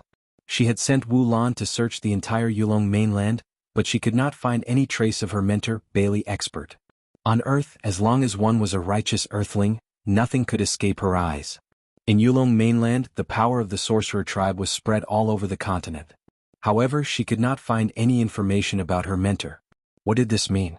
The only explanation was that her mentor was neither from Earth nor the Yulong mainland. It was more likely that he came from a continent of a higher level than Yulong mainland. Although Yulong mainland was not the lowest level continent, in the thousands of years since the sorcerer god's departure, Yulong mainland had fallen from its former glory of being second only to deity mainland. Yun Jian's intuition told her that her mentor was most likely from deity mainland. Yun Jian did not know that Ce had regained all his memories, so she did not ask him. Her soul returned to reality. When Yun Jian finished speaking, everyone's pupils contracted. Even Huang Bidian sucked in a deep breath. Kosha mercenaries? Slaying God. Apart from Huang Bidian and Huang Bihai who took a deep breath, Lin Xiang also cried out in surprise. It was obvious that they knew what these two names represented. After exclaiming this, Lin Xiang frowned. He didn't even know why he was exclaiming. These two titles, I seem to have heard of them somewhere before? University students would not pay attention to these things. Most university students would only pay attention to the opposite sex. They did not pay attention to national or international affairs at all. Sometimes, when the class subscribed to a newspaper, the newspaper would report on national or international affairs. Only then would the students pay more attention to it. Of course, the people who knew about organizations or people like Kosha mercenaries and slaying God were usually those who were in this world. Huang Bidian and Huang Bihai must have heard about it.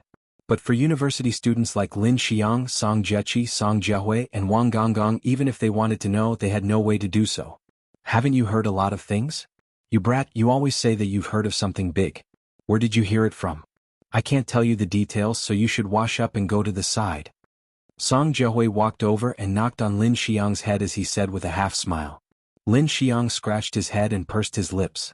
I really seem to have heard of it somewhere before, but even so, whether it was Song Jiechi, Song Jiahui, Lin Xiang, or Wang Gonggong, they were all shocked by Yun Jian's arrogant words.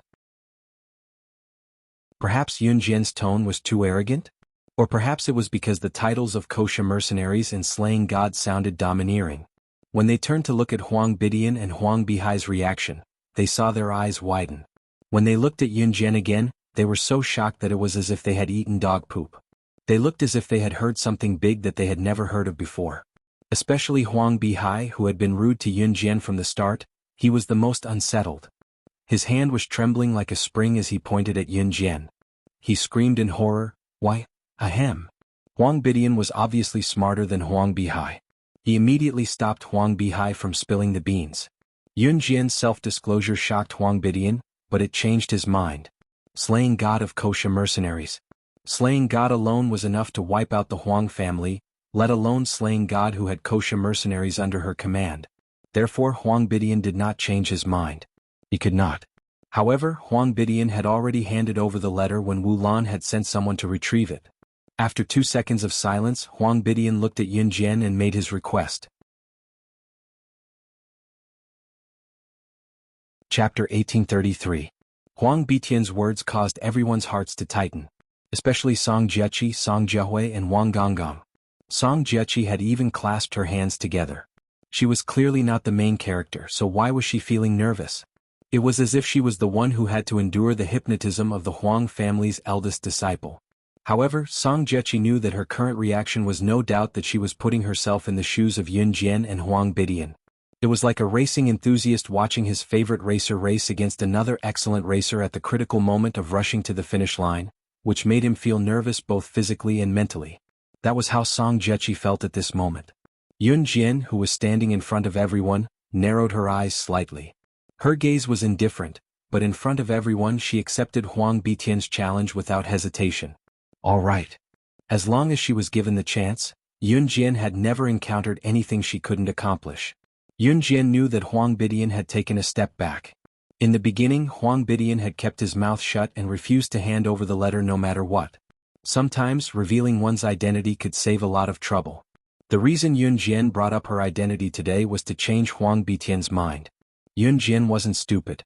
Unless she had no other choice, she wouldn't use the most absolute method to achieve her goal. For example, if Huang Bidian rejected her and she went on a killing spree, then not only would she be a lunatic but she would also be a fool. If one were to ask why this was the case, first of all, Yun Jian would be exhausting her own strength to wipe out the entire Huang family. The only benefit she would receive was a letter. Furthermore, she would have to use her kosher mercenaries' influence to erase the Huang family's traces in history and on the international stage. It would be a waste of money and effort. It would be better for Huang Bidian to take a step back. It would be more convenient and simpler. Ling, call your eldest senior brother out. Only then did Huang Bidian turn his head to look at his youngest daughter, Huang Linger. Huang Linger pursed her lips and muttered, "Dad, you could have just given the letter to this big sister. Why did you have to call eldest senior brother out? It's so troublesome. Besides, she doesn't look like a bad person." Just as Huang Linger said this, she saw her father, Huang Bidian, cast a sidelong glance at her. Seeing this, Huang Linger's words were all buried in her stomach. In the end, Huang Linger was still somewhat afraid of her father. She was frightened by Huang Bitian's words. She turned around and pouted, then angrily ran to find her senior brother. "My apologies. Master Bailey's items have attracted a lot of attention in recent years. Many people have pretended to be Master Bailey's disciples and wanted to get them from me. So, please forgive me." After Huang Linger ran off to find her eldest senior brother, Huang Bidian turned his head and cupped his fists towards Yun Jian to express his apology. "It's fine," Yun Jian replied. Naturally, this was not a problem for her. Hypnotism was indeed her teacher's ultimate skill. Her teacher had also said that in this hypnotism, the most important thing for a scholar was talent. Those without talent would only be able to scratch the surface. Yun Jian was not boasting. Her teacher had told her this before. Her talent was the best among all the people he had met in his life. In less than 10 minutes, more than 10 people came into the house from the backyard. The man in the lead was about 20 years old. He had a dignified appearance and wore martial arts attire. He was the eldest senior brother of the Huang family that Huang Bidian had mentioned. The group of people beside the eldest senior brother of the Huang family consisted of both men and women. However, all of them wore proper martial arts attire. Clearly, these people were different from those who came to the mountain to learn martial arts. Chapter 1834. The orthodox successor of the Huang family's martial arts was led by this dignified man in his 20s. The group of people behind him were all successors of the Huang family. Apart from the Huang family eldest senior brother, any disciple that the Huang family head, Huang Bidian, took in would be included in the ranking. Huang Bidian's eldest disciple was this eldest senior brother. His second disciple was everyone's second senior brother, the second junior brother of his eldest disciple. In order of seniority, Huang Ling'er was Huang Bidian's daughter and his youngest disciple. Thus, she was the junior sister of these people. The ranking of orthodox martial arts families was indeed complicated. Those who were not in the circle would be confused by this complicated relationship. In short, there was one thing to remember. Wushu was the orthodox unique skill of an aristocratic family. The disciples of the head of the aristocratic family were the ones who were ranked among the senior brothers, sisters and junior sisters. They were different from those who came to learn from Huang Bihai like Song Jechi and the others. It was not only in terms of martial arts that the aristocratic families only passed down to their own members. They only taught some simple martial arts to outsiders. In terms of physical strength and endurance, the orthodox disciples of the Huang family started learning martial arts from a young age. As for people like Song Jechi who came to learn martial arts by themselves, some of them would leave after a few days or a few months. Their perseverance was definitely not as good as the orthodox disciples of the aristocratic families who started practicing martial arts from a young age. Master. The dozen or so people led by the Huang family eldest senior brother walked up to Huang Bidian and used the most standard martial arts hand gesture to bow to him. Huang Bidian nodded and waved his hand. Master, why did you call us out? Eldest senior brother of the Huang family asked. The Huang family eldest senior brother was called Huang Yiqing. This was not the Huang family eldest senior brother's real name. After the disciples of the Huang family became Huang Bidian's disciples, they were given names. According to the order, the men were called Huang Yiqing, Huang Erqing, the women were called Huang Yihong, Huang Erhong. These names were not particularly pleasant to the ears, but Huang Bidian felt comfortable using them. Of course, the Huang family eldest senior brother was already one, so the women were not named Huang Yihong. Huang Bidian's youngest daughter, Huang Ling'er, was an exception. I only called your eldest senior brother. Why did you call out the other senior brothers and sisters? Huang Bidian glanced at Huang Ling'er from the corner of his eyes. Isn't this for everyone to join in the fun? Dad, look, everyone is bitterly practicing martial arts. This is so tiring. People should strike a balance between work and rest. Huang Ling'er mischievously winked at Huang Bidian. Huang Ling'er's senior brothers and sisters all covered their mouths and laughed. It was obvious that Huang Ling'er's mischievousness had not been going on for a day or two. Huang Bidian was so infuriated by Huang Ling'er's words that he wanted to scold her, but he couldn't bear to do so. In the end he could only keep his mouth shut. All right, so be it. Huang Bidian's face darkened. In the end he introduced Yun Jian to Huang Yiqing and asked Huang Yiqing to hypnotize Yun Jian. If she can withstand your hypnosis technique, then she must be the disciple of Bailey Jianren. Huang Bidian finished speaking and added another sentence. Yes. Huang Yiqing was very obedient. He only turned his head to look at Yun Jian, and did not show any other expression. The Huang family eldest senior brother, Huang Yiqing, was a dignified and upright man. His face was unforgettable. Her? She's Bailey Jianren's disciple? Master, I don't think there's even a need to try. Who is eldest senior brother? Don't you know how strong he is? Also, this girl is so skinny. Everyone has seen Bailey Jianren's appearance in the past. How could such a powerful master accept such a skinny girl as his disciple? Chapter 1835. The girl who spoke up was one of Huang Ling'er's senior sisters and Huang Bidian's disciple. Because she was ranked 9th among all the senior brothers and junior sisters, she was called Huang Jiuhong. As Huang Jiuhong spoke, she glanced at Yun Jian. From her expression, it seemed that she didn't like Yun Jian very much. Unlike Wang Gonggong who didn't like Yun Jian, Wang Gonggong didn't have any bad feelings towards Yun Jian. At least he didn't want to kill Yun Jian.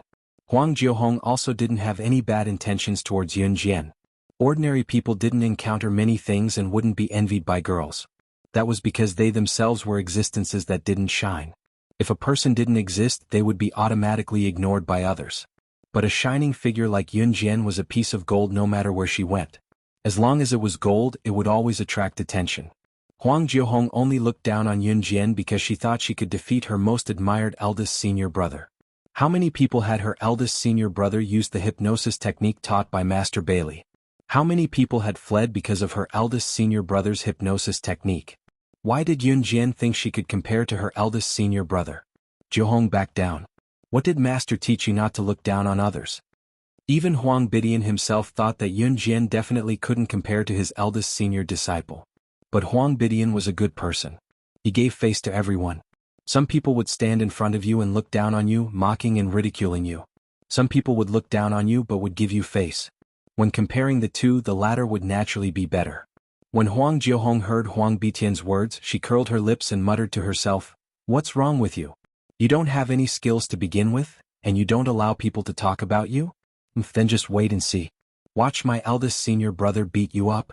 Once Huang Jiuhong gave the order, Huang Yiqing stepped forward and began hypnotizing Yun Jian in front of everyone, as per his master's order. Yun Jian could tell that Huang Yiqing's hypnotism was the most rudimentary and low-level technique he had ever learned. Perhaps this kind of hypnotism could be used in front of other people for a while, but in front of professionals, it was not qualified at all.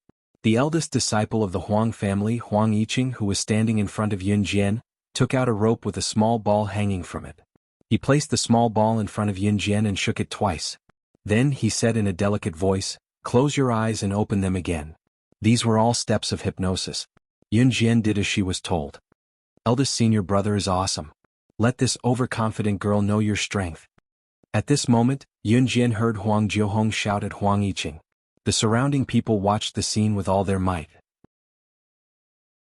They were surrounded by people from all over the country who came here to learn martial arts. At this moment, Yun Jian and Huang Yiqing were looking at each other and using hypnotism. How could they not be interested in such an amazing battle? Some of them would only get to see such an interesting battle once in their lives. Hence they all gathered over. Those who could not all climbed to higher places to watch. For a moment, everyone held their breaths. At this moment Yun Jian opened her eyes. After Huang Jiuhong finished speaking, she suddenly said to Huang Yiqing, "Look, your junior sister is calling you." When Huang Yiqing heard Yun Jian's words, for some reason, he followed Yun Jian's words and glanced in Huang Jiuhong's direction. The moment he came back to his senses, his eyes met with Yun Jian's eyes again. However, there was an unusual color in Yun Jian's eyes. In the next second, Huang Yiqing suddenly hugged his head as if he had seen something he did not want to see.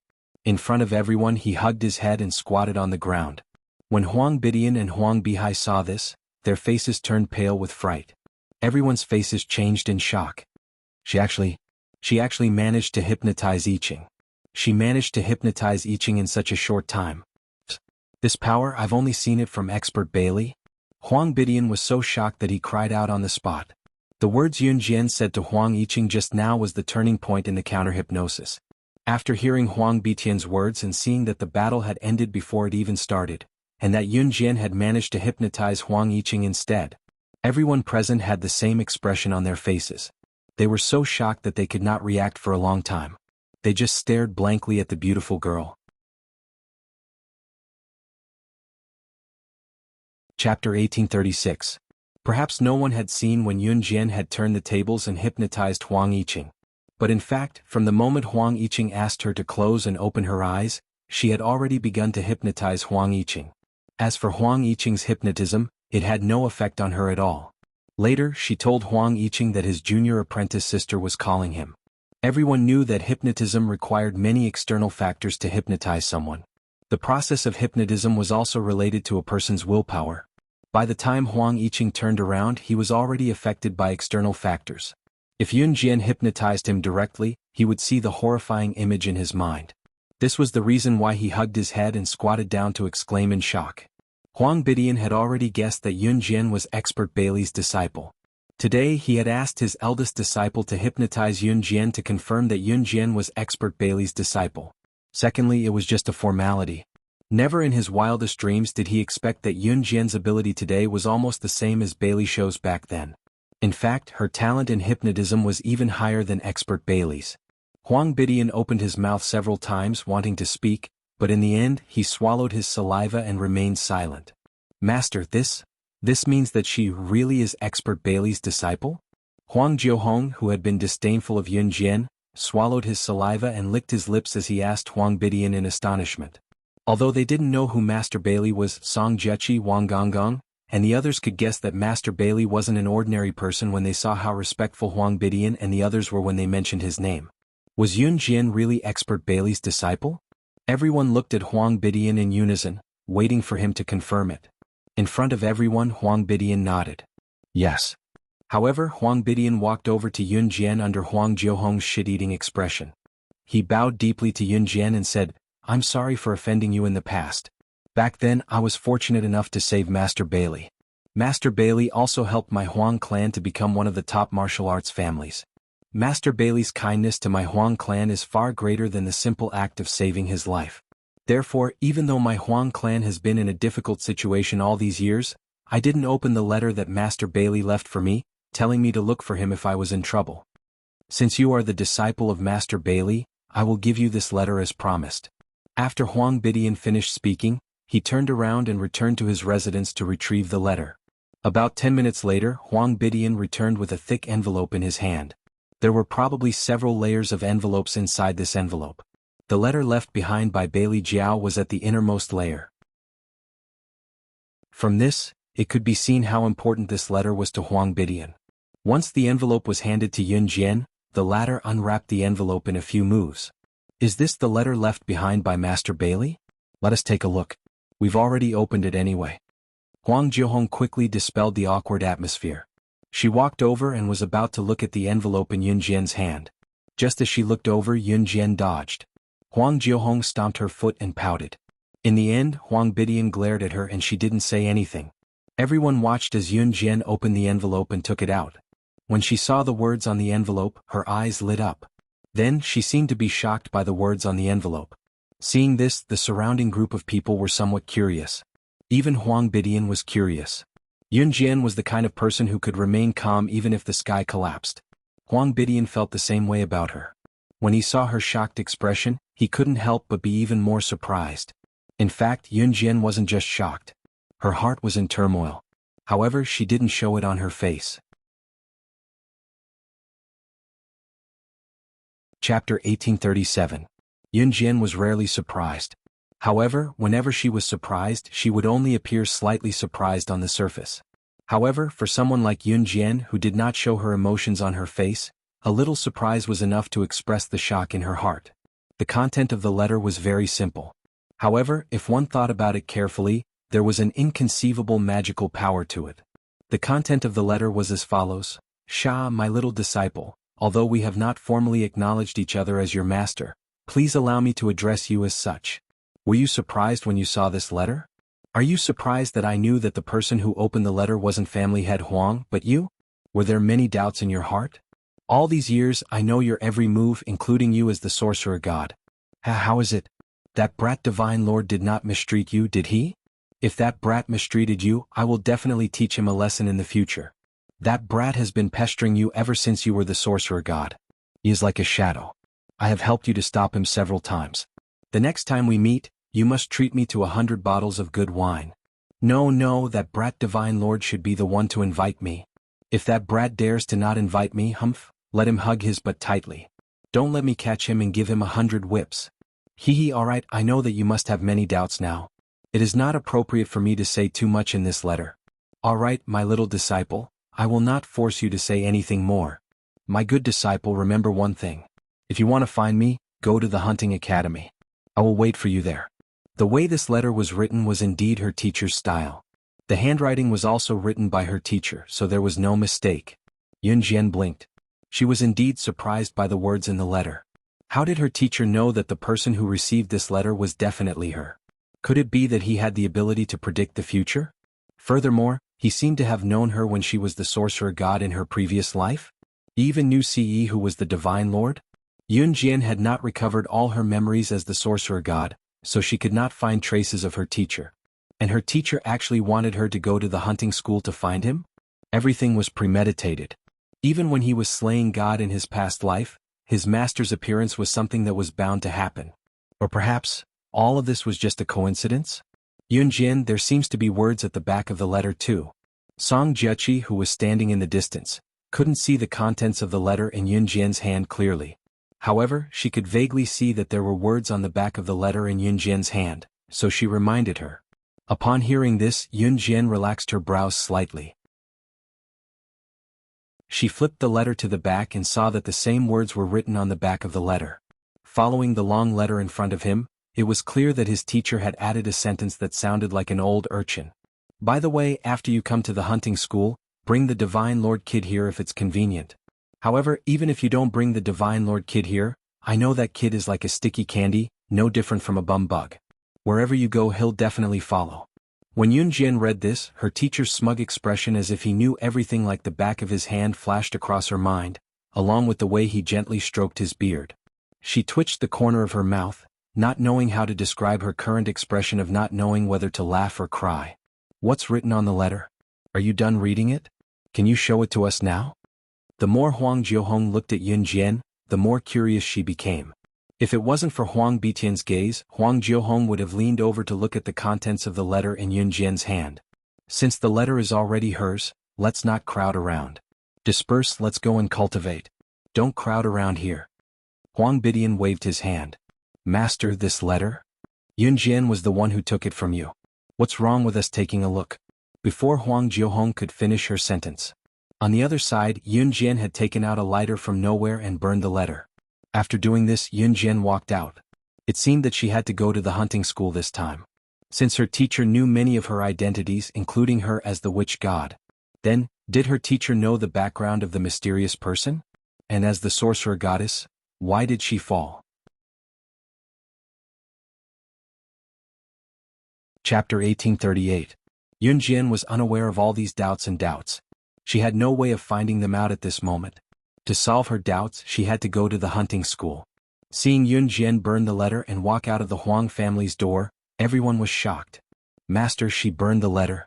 She. Huang Jiuhong screamed in shock. The letter has been given to her.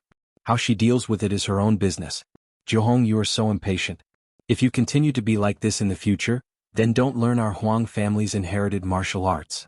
Our inherited martial arts are not suitable for someone as impatient as you. Huang Bitian interrupted Huang Jiuhong's words and said coldly with a sullen face. Hearing Huang Bitian's words, Huang Jiuhong was dumbfounded. Finally he swallowed his saliva and was speechless. Yunjian, who was walking down the stairs, turned her head halfway and glanced at the plaque with the words Huang Family of the Heavenly Tao written on it. Then she turned her head to look at Song Jiachi and the rest.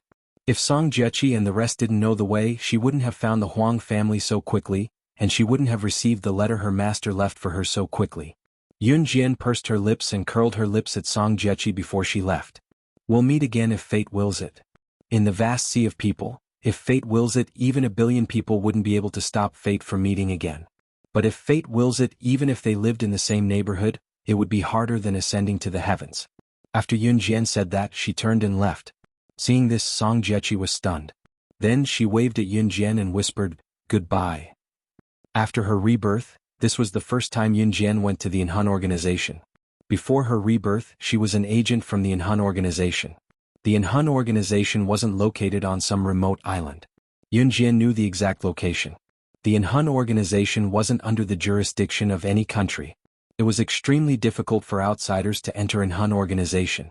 Some people couldn't even find the entrance to Enhan organization.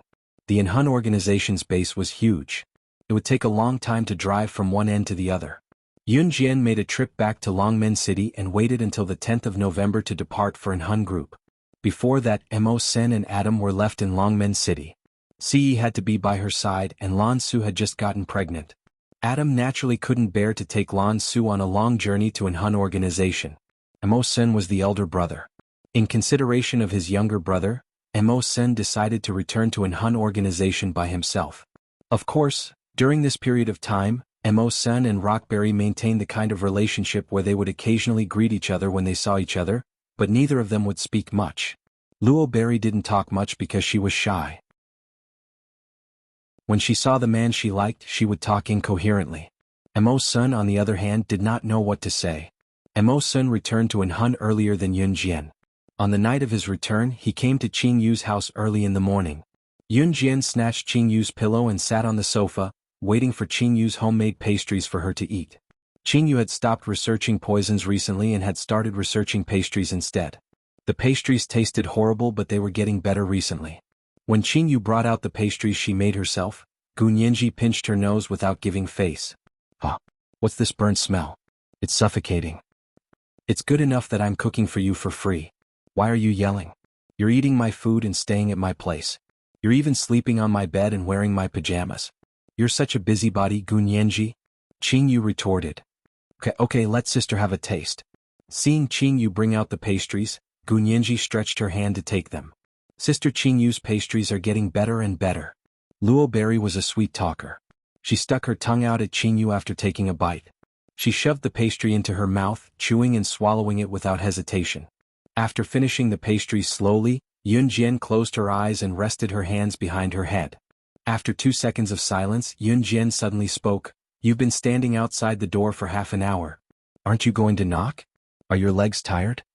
When Yun Jian finished, everyone's hands paused. Luo Berry blinked and ran to open the door.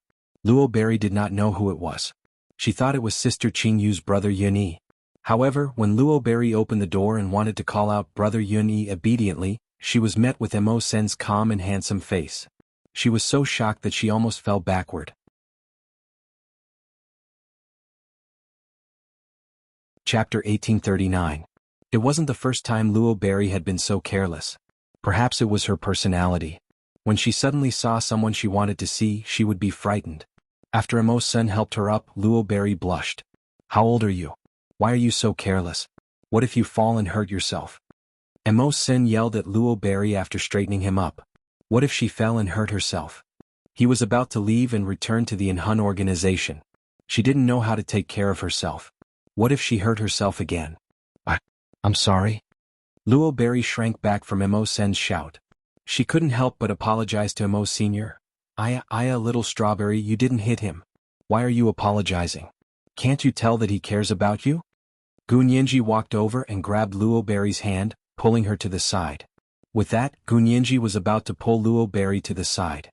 "Never see you again?" When Mo Sun heard Gun Yanji say that Luo Berry would never see him again, his heart tightened. Gun Yanji giggled at Yun Jian, then turned to look at Mo Sun fiercely. She put her arm around Luo Berry's shoulder and said to Mo Sun confidently, "That's right. My little strawberry will be with me every day from now on. We'll sleep together, bathe together. All right, we'll even rub each other's backs when we bathe." Gun Yanji even reached out to rub Luo Berry's back. It looked like she was really rubbing Luo Berry's back. Gun Yanji's words made Luo Berry's face turn as red as an apple. Yun Jian admired it as she ate the pastries. She was so relaxed that she almost crossed her legs. "Oh." Hearing Gun Yanji's words, Mo Sen's face darkened. He said it without even thinking. Luo Berry wanted to sleep with Gun Yanji? Bathe together? She wanted to rub each other's backs when bathing? He would never allow it. For some reason, Luo Berry's face turned red when she heard Mo Sen say, "No." "Ioyo, what right do you have to say no? I'm being intimate with my little strawberry. Why are you, an outsider, joining in the fun? Speaking of which, my little strawberry's development is really good. Those 2 big breasts, I can't even hold them with my hands." Gun Yanji smiled wretchedly. She even moved her fingers up and down in a circle to demonstrate grabbing breasts. There was no need to mention how wretched that was. At this moment, Mo Sen's face was as dark as it could get. The next second, he suddenly grabbed Luo Berry's hand and dragged her out. Before he left, he said, "I'm taking her away. I can't let her stay in this dirty place." Just because of this reason, he took her away. Gun Yanji waited for Mo Sen to take Rockberry away, then held her stomach and rolled around on the sofa where Yun Jian was sitting. The sofa was very soft and Yun Jian sat on it, trembling from Gun Yanji's actions. In the end, Yun Jian slapped Gun Yanji off the sofa and onto the floor. Less than 2 days after Mo Sen took Rockberry to Enhun organization, on the 10th of November, Yun Jian also set off for Enhun organization. On the 11th of November, CE had just returned to his residence from Enhun organization's base. As soon as he arrived, his eyes lit up slightly.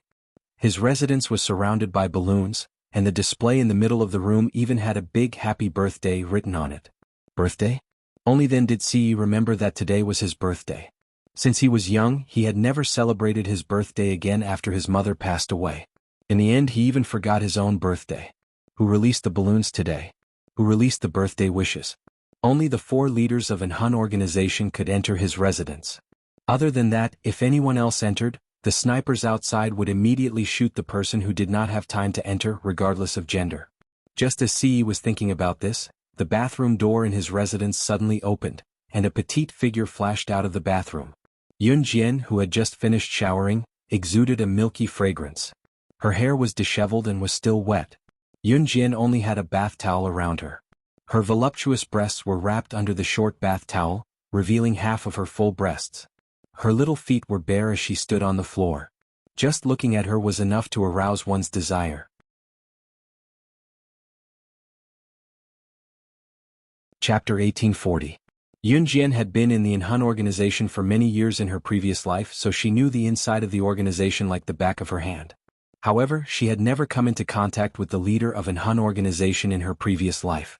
The Hun organization had a residence specially for the leader, but from what Yunjian knew in her previous life, the leader rarely came back here. Hence, Yunjian didn't know much about the leader of the Hun organization, Ce. In addition, Ce's residence was surrounded by an inescapable net. There were snipers on all 4 sides, and the place was strictly guarded 24/7. Even a fly wouldn't be able to fly in. Other than the 4 leaders of the Hun organization, Adam, Mo Sen, Shuiying and Lin Wei, anyone else who stepped into this place would be killed without mercy. This rule had been set by Ce when Yunjian was in the Hun organization in her previous life. In her second life, Yunjian didn't expect that after going around in circles, she would escape from the control of the Hun organization after obtaining the kosher mercenaries with much difficulty in her previous life. After going back and forth, she was back here today. And today she was in the room of the leader of the Hun organization, Ce. No matter how good the snipers at the door were, they couldn't sense when Yunjian avoided their attention and walked into Ce's residence. No one knew that Yunjian had not only walked into Ce's residence, but also decorated it meticulously. This lively style was completely different from the lifeless style of Ce's original residence. Ce's residence in the Hun organization was all black, especially his bedroom, which stood out. Before Yunjian came, the curtains in the room were all black. As long as the curtains were drawn, even day would turn into night. The bed, including the pillows and covers on the bed, were all black. The wall at the head of the bed was also black, except for the other 3 walls which were painted white, and some other places were painted with other colors that could be ignored. The entire layout was black. Yunjian went into the house and blew up a few balloons. She wrote the words "Happy Birthday" on the screen. The atmosphere in the house was obviously much better, and it was no longer as lifeless as it was at the beginning. The room was filled with Ce's unique scent. Yunjian had been lying on Ce's bed and taking a nap for the entire morning. It was noon and the sun was high in the sky. Even though the air conditioner was turned on, Yunjian still felt sticky. Hence, she borrowed Ce's towel and entered Ce's bathroom to take a cold shower. However, she saw Ce the moment she stepped out of the bathroom with a towel wrapped around her waist. Yunjian wasn't wearing anything except a towel wrapped around her chest. She had just taken a shower, so the fragrance of her body made Ce, who had just returned to the room, feel an indescribable feeling. He felt his lower body tighten. You're back. Yunjian gulped and looked up at Ce, who was walking toward her. Her red lips parted slightly as she held on to the towel to prevent it from falling. Yunjian had no idea how alluring she looked to Ce. Ce stared at Yunjian with a burning gaze, looking like he wanted to bore a hole through her. Yunjian was a little embarrassed from being stared at. She blushed and looked down at the floor, saying, "Cough. It's your birthday today, so I came all the way from Longmen City to celebrate your birthday." Before she could finish, however, a familiar fresh scent that belonged to a man wafted to her nose. In the next second, Ce wrapped his arms around Yunjian, who was only wrapped in a towel with half of her hand still holding onto the towel. Yunjian opened her mouth and buried herself in Ce's embrace. She was so embarrassed that she could not speak. Ce's magnetic and rich male voice rang above her. There was a subtle hint of uncontrollable emotion in his voice that was different from before. "Xiaojian, you're so beautiful."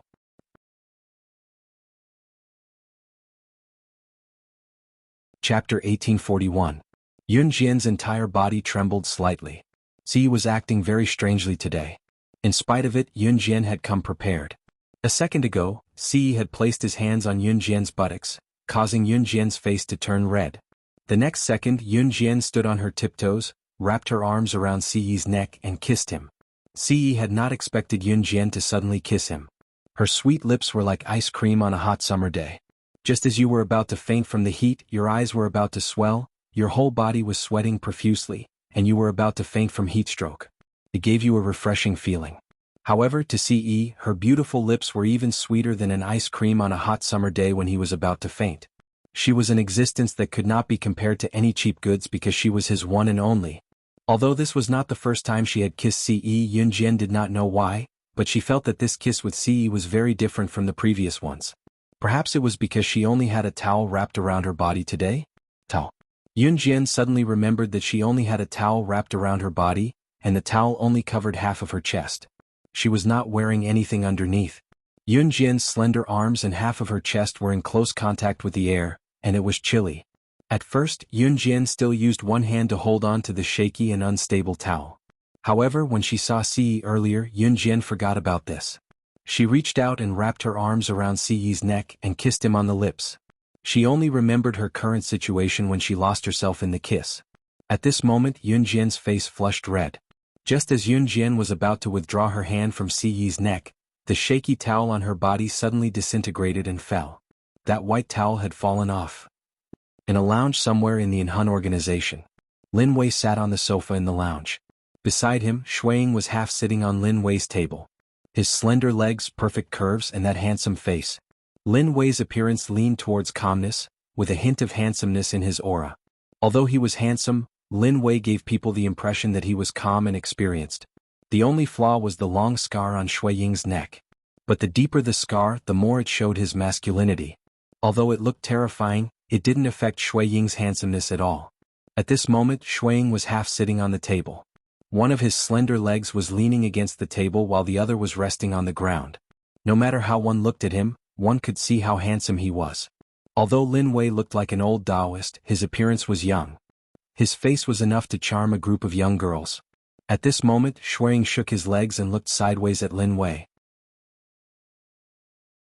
He suddenly teased, "Lin Wei, when are you going to find a woman to carry on your family line?" If it was in the past, Shuiying wouldn't have dared to call Lin Wei an old bachelor. Although Shuiying was the most handsome of the four great commanders, in terms of strength, Lin Wei was the strongest of the four great commanders. Shuiying dared to say this today because Immerse had returned to the Enhan organization. Immerse and Lin Wei had a good relationship. If he said a few words to Lin Wei and Lin Wei got angry, he could still find Immerse to back him up. Lin Wei was a man of few words. Just as Shuiying finished speaking, Lin Wei suddenly replied seriously, "Soon." Although these words were serious, Shuiying rolled his eyes. Since when wasn't Lin Wei a man of few words? You still hope to chat with him? Dream on. Cough, Adam's wife is already pregnant. You're already 25 years old. You can't fall behind. Shuiying jumped down from the table and walked to Lin Wei. He patted Lin Wei's shoulder and said this. With that, he walked out of the office in a carefree manner. Along the way he even greeted Immerse who was walking to the office. Ziyi's residence in the bedroom.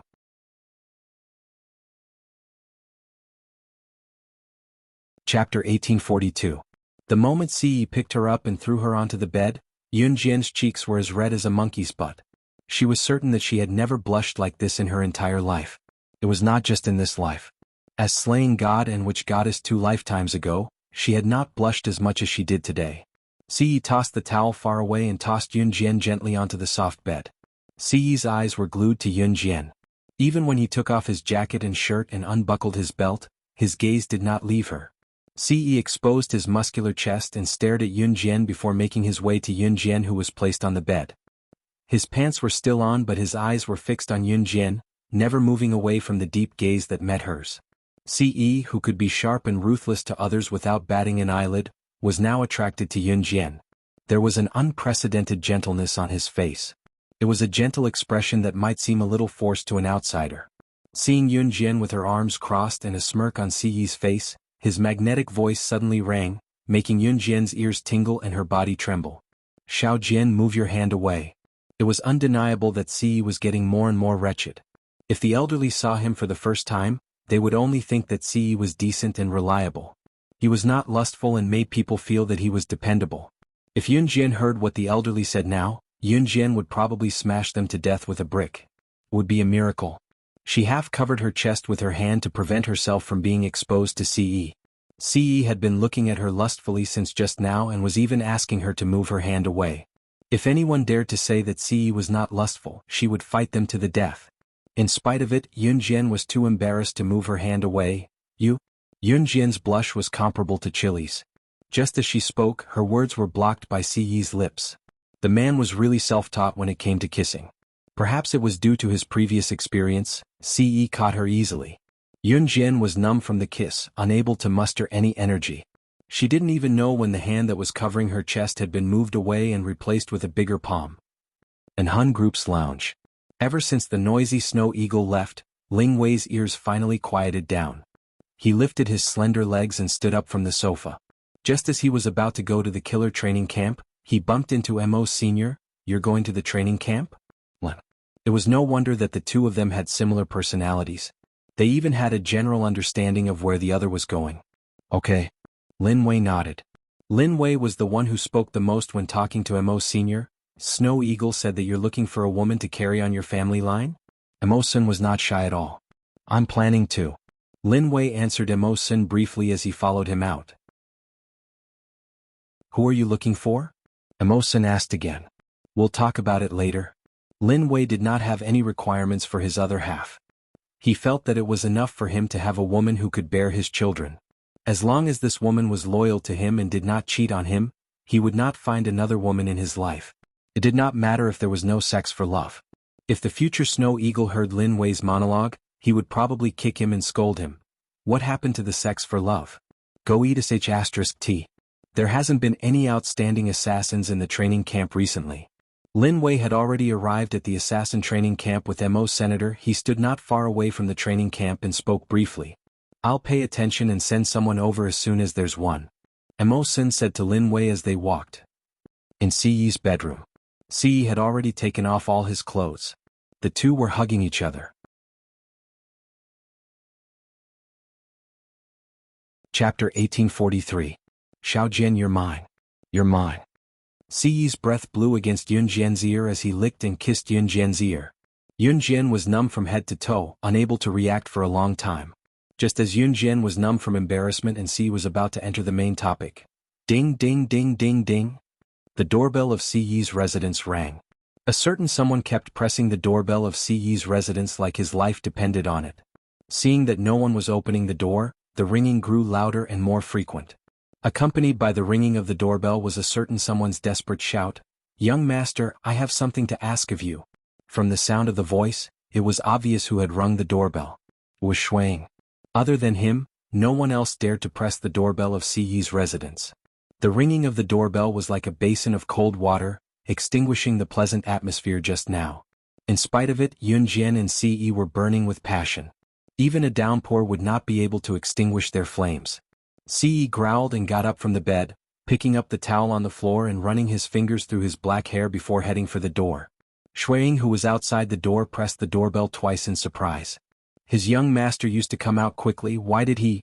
Just as he was thinking about it, the door opened. Shuang was about to say what he wanted to say when he saw Ce, who only had a towel around his lower body. Why was his young master dressed like this today? Shuang did not ask, of course, but just as he was about to speak, Ce growled at him with a dark expression. "You get out in 3 seconds if you don't want to die." His young master had never spoken in such a furious tone, but he had said it today. In addition, Shuang knew that his young master would only lose control of his emotions in front of one person in his life and would only rage for that person. Shuang suddenly realized something. He was so scared that he quickly closed the door and ran away. "Young master, I was wrong. I'll get out, I'll get out." Shuang ran like the wind, disappearing from the place in 3 seconds. Ce had the urge to strangle Shuang. Was it cold again today? Ce was so angry that he wanted to go back to his room to shoot Shuang. However, he scratched his black hair and went back to the room with a look of frustration. Yunjian was no longer on the bed. Yunjian had gone to the bathroom. Thinking about it, Ce was even more furious. If Shuang was here, he would choke him to death. It was then that Ce felt the room turn dark. The black curtains were suddenly closed by the remote control. His surroundings instantly turned pitch black, and no light could be seen from his 5 fingers. There was a sudden glint in Ce's eyes. Just as Ce did not know what was going on, a petite figure suddenly threw herself into his arms. Ce was only wearing a white towel. After the petite figure threw herself into his arms, Ce could clearly feel that she was naked. Suddenly, Ce felt someone bite his ear and Yunjian's voice rang out. "Happy birthday. I'll be by your side every birthday in the future." These words were not a passionate declaration of love. Many people might not know what love was, but this thing called love had already taken root and sprouted in their hearts. Yunjian's words touched Ce for a moment.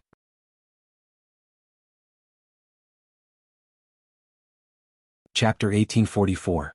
If Yunjian was asked to name the one thing she did not regret the most after her rebirth, she would definitely say it without hesitation. The one thing she did not regret the most was being reborn and meeting him.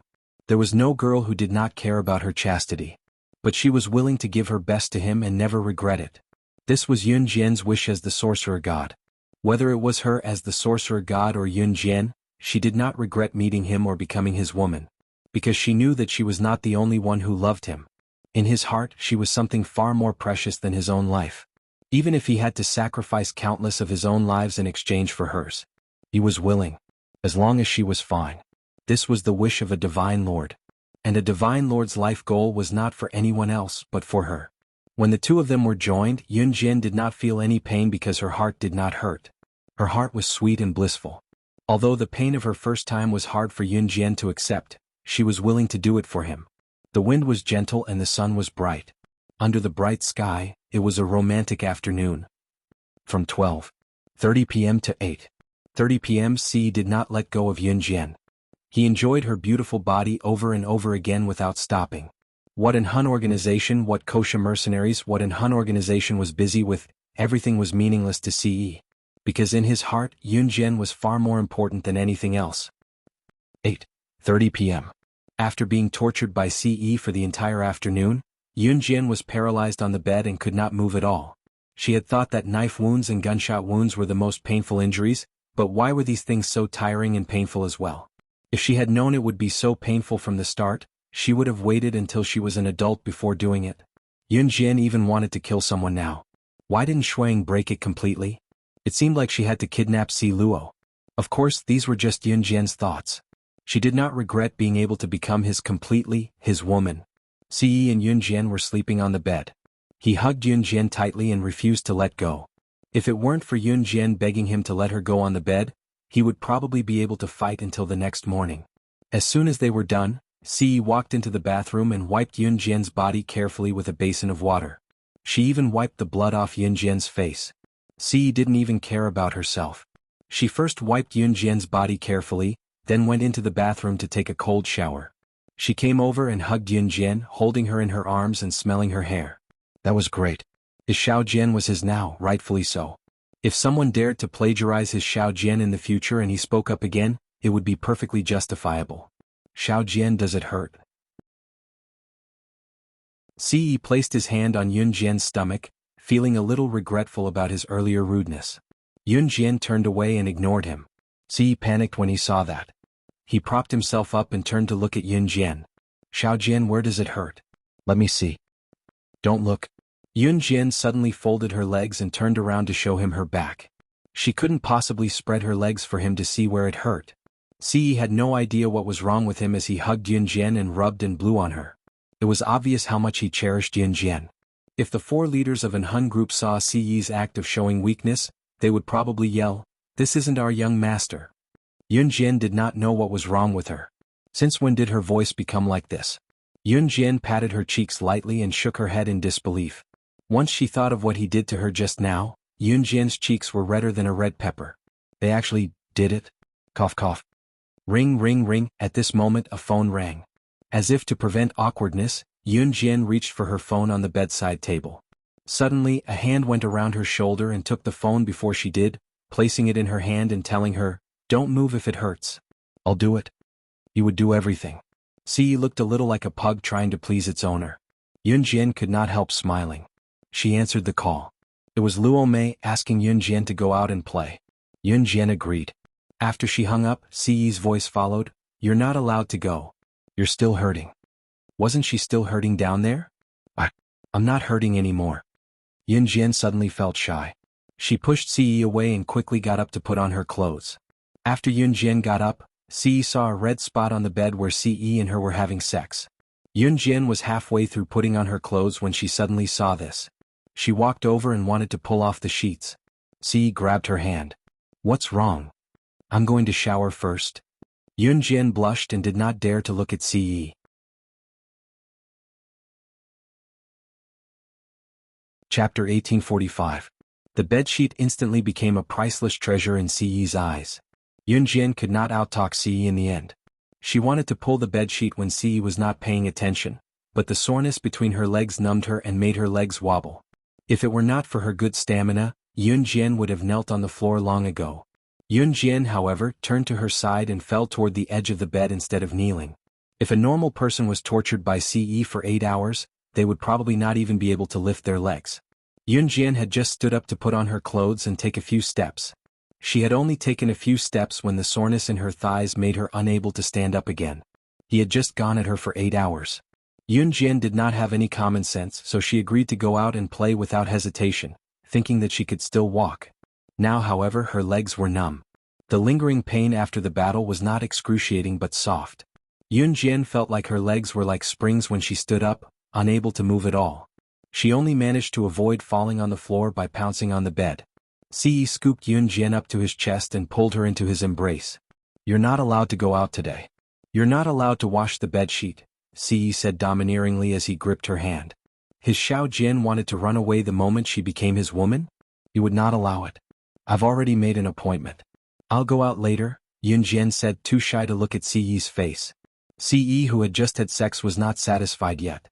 He had let her go earlier because he felt that she was tired. Now that he heard Yun Jian, however, Ci smirked. "Xiao Jian, you're not tired? Let's continue then." As he spoke, he turned and pinned Yun Jian on the bed. Yun Jian's words were shoved to the back of her head by Ci as well. Before she was forced to go 3 rounds, Yun Jian could only think of one word: beast. Soft and lingering moans could be heard continuously. It wasn't until 10:30 p.m. that Ci finally ended her assault. It was too late now. Yun Jian did not even have the strength to lift her hand, let alone look for the rockberry. Her legs were soft as if they didn't belong to her at all. Who told her that doing such a thing would consume so much energy? At this moment, Ci's hands were on her hips. Yun Jian suddenly remembered that she had agreed to go out with Luo Berry at 8 o'clock. It was already past 10 o'clock. She quickly picked up the phone and made a call. Beep, beep, beep. The phone rang 3 times. After 3 rings, Luo Mei picked up Yun Jian's call and said anxiously, "Yun Jian, are you okay? He didn't fall, did he? Nothing happened, right? I called you so many times but you didn't pick up. I was so worried." Rockberry's voice was heard. The phone rang but Ci pressed it down forcefully. He even set the phone's ringtone to none, before continuing to do the deed. Yun Jian had actually arrived at an Hun organization on the 10th of November, which was yesterday. However, she had stayed at Luo Mei's place for a night, so Luo Mei knew that she was here. Imo-sun was very gentlemanly to Luo Mei. He had arranged for her to stay alone, unlike Shuiying, who forced Si Luo to stay in his room. Yun Jian's eyes flickered when she heard Luo Mei's words. She immediately found a ridiculous excuse and said to Luo Mei, "I accidentally fell and couldn't move.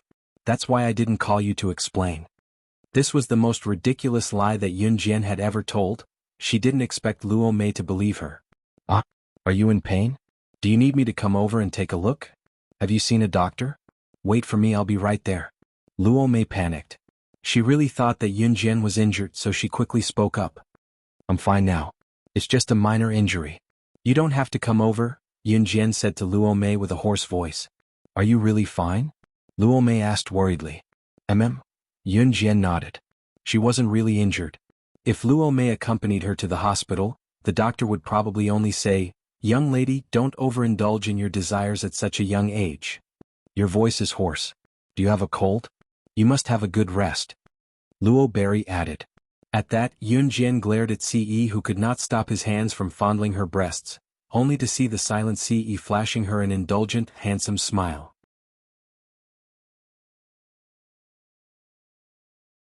Chapter 1846. Ce smirked, realizing that he was becoming more and more addicted to his Xiao Jian. Her entire body belonged to him. Every part of her body was in contact with his soul. Even her toes were not spared.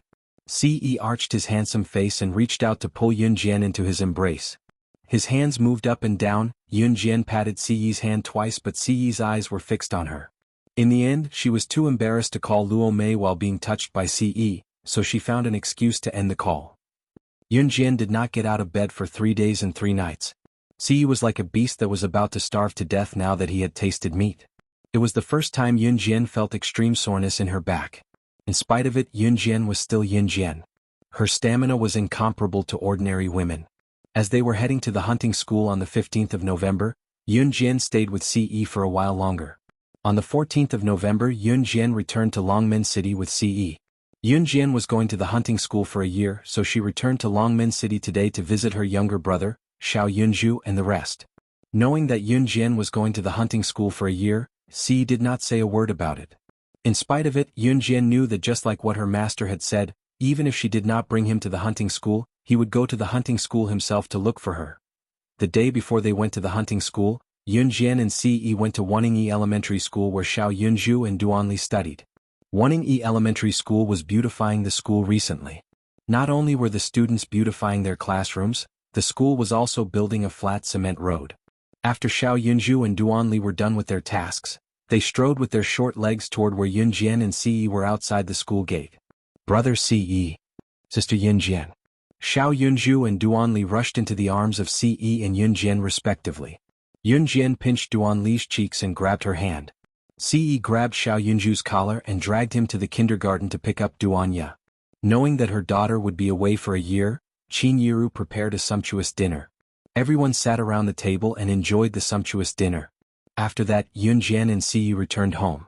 Ce used the excuse that Yun Jian was going to be away for a year and pressed Yun Jian down on the bed, the sofa, the door, the bathroom, after a round of suppression. Young men who had tasted meat were the fiercest. Yun Jian truly understood the meaning of this sentence. Ce kissed and touched her, vividly displaying the word, immoral. The next morning, Ce personally sent Yun Jian to Min City Military Academy. When they arrived at the entrance, everyone looked over. Yun Jian and Ce were not only compatible in terms of looks, but they were also tall and well-proportioned. No matter where they went, they would be a very beautiful couple. Therefore, they attracted the attention of a large group of students around Min City Military Academy. Yun Jian did not enter the school because she had already seen Yu Shaolua's car parked there. Ce grabbed Yun Jian's hand and led her forward in 2 or 3 steps by Ce. Yun Jian, you're here. Hurry up and get in the car. Get ready to go. Yu Shaolua waved at Yun Jian when he saw Yun Jian. There were a few military academy instructors standing beside Yu Shaoluo. They were obviously there to send them off. Yun Jian could see that Yu Shaolua's jeep was already filled with the 2nd and 3rd place Special Forces soldiers from the previous selection competition. After hearing Yu Shaolua's words, Yun Jian nodded. However, before Yun Jian could get into the car, Yu Shaoluo suddenly saw that there were red patches on Yun Jian's neck. He asked, Yun Jian, what happened to your neck? Were you bitten by a mosquito? Why did the mosquito bite your neck in the shape of a mouth? Are you okay? It's not good if the mosquito is poisonous. Do you want to go to the hospital? Yu Shaoluo glanced at Yun Jian worriedly as he said this. Yun Jian's face turned red when she heard this. Unexpectedly, just as Yu Shaoluo finished speaking, Ce suddenly grabbed Yun Jian's hand and pulled Yun Jian to his side. Then he used a cold tone to declare his sovereignty over Yu Shaoluo.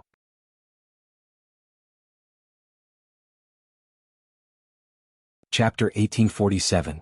Ce was truly shameless. It was natural for him to be lewd in front of Yun Jian, but he always wore a cold and expressionless face when declaring his sovereignty in front of outsiders. Even Yu Shaoluo blushed when he said that, but Ce did not look embarrassed at all. Yun Jian wished she could find a hole to crawl into. Instructor, we can go now. Fine. Yun Jian tugged at the corner of her lips, trying to change the topic. In spite of it, Ce's grip on her hand was tight as Ce spoke to Yu Shaoluo shamelessly. Cough, cough, cough. Even Yu Shaolua's ears were red as he coughed a few times to express his awkwardness. He had seen the redness on Yun Jian's neck all of a sudden and was afraid that she was bitten by something or had an allergic reaction. He was worried that Yun Jian's ability would be affected if she was sent to the hunting school. Never had Yu Xiaoluo imagined that it was left behind after a young couple's love affair. If he had known, he would not have asked even if he was beaten to death. Get in? Yu Xiaoluo turned to look at Yun Jian and told Yun Jian, trying to cover up the awkward atmosphere just now. Yun Jian nodded and was about to ask Ce to let go of her hand when he suddenly spoke. Yu Xiaoluo, who was already on his way to the driver's seat, knocked his head against the door, causing a huge bump to form on his head from the pain. Ce was still holding on to Yu Xiaoluo's hand as he asked, "Xiao Jian, does it still hurt there?" He had just finished talking about the red strawberry and now he was bringing it up. Even a proper man like Yu Xiaoluo could not help letting his imagination run wild. "It doesn't hurt anymore. Let go." Yun Jian's rosy cheeks made Ce reluctant to let her go. It was just a hunting school. It was easy for him to see her. There would be plenty of time for him to take his time. He would make her pregnant with his child. That's right, Ce had been up to some tricks these days.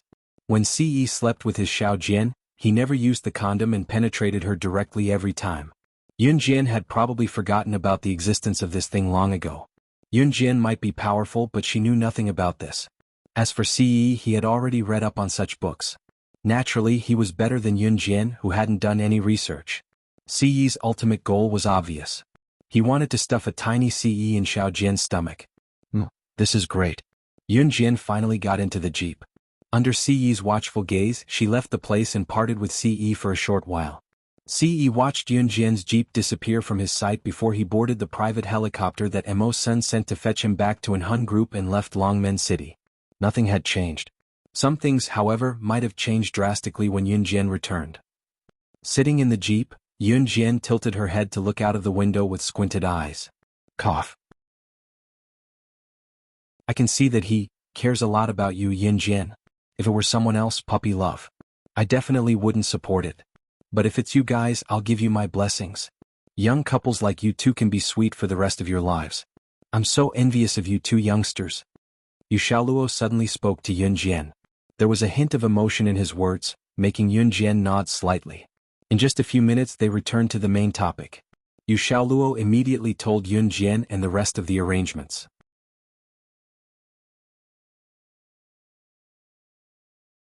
Chapter 1848. The hunting school had been held many times, and this year, it was already the 19th season. The mortality rate and elimination rate of the hunting school were very high, so it was the burial ground of the special forces. At the same time, it was also the destination of all the special forces in the world. Anyone who graduated from the hunting school was top-notch in terms of strength and military rank. Today Yun Jian and the rest were not going to the hunting school, but the only six-star hotel in the world, the Six-Star Empire Hotel in Brunei. The Six-Star Empire Hotel in Brunei was the only six-star hotel in the world. It was located in the city of Dubai in the United Arab Emirates. The Empire Hotel was located on the coast 40 minutes away from the airport. It was so large that it exceeded the standards of a hotel. There was a bowling alley, a badminton court, a golf course, a fitness center, a spa, and many other facilities. What was even more exaggerated was that there was a well-decorated theater in the hotel, which played the hottest movies every day. The Six-Star Empire Hotel in Brunei had a total area of more than 180 hectares. It was one of the largest resorts in the world. Here, the price of staying at an imperial hotel for a night was scarily low among the upper class. Only 100,000 yuan was needed to enjoy the imperial treatment. If ordinary people heard this, they might faint from shock. It was indeed expensive, but to the rich, this price was nothing. Moreover, they were staying in an imperial suite. After all, the imperial treatment was different from ordinary hotels. Here, one could enjoy everything that one could enjoy outside. Beauty treatments, dramas, movies, you name it, you could find it here. Of course, the hunting school paid for the members who were about to participate in the hunting school's training. Therefore, after arranging for Yun Jian and the rest to stay here, Yu Xiaoluo returned to Country Z. Because the elimination rate and death rate of the hunting school were very high, all the members were invited here. It was similar to the last sumptuous dinner before being beheaded in ancient times. After Yun Jian and the rest arrived, Yu Xiaoluo left. The three special forces representing Country Z walked into the living room of the Six-Star Empire Hotel in Brunei. Just the living room alone was magnificent and luxurious. It was so luxurious that people did not dare to breathe. The two special forces soldiers who came with Yun Jian were above 40 years old. Therefore Yun Jian looked a little younger with them. The two of them had obviously never stayed in such a luxurious place before, so when they walked into the hall, they didn't know where to stay. Moreover, they didn't even know how to speak this country's language.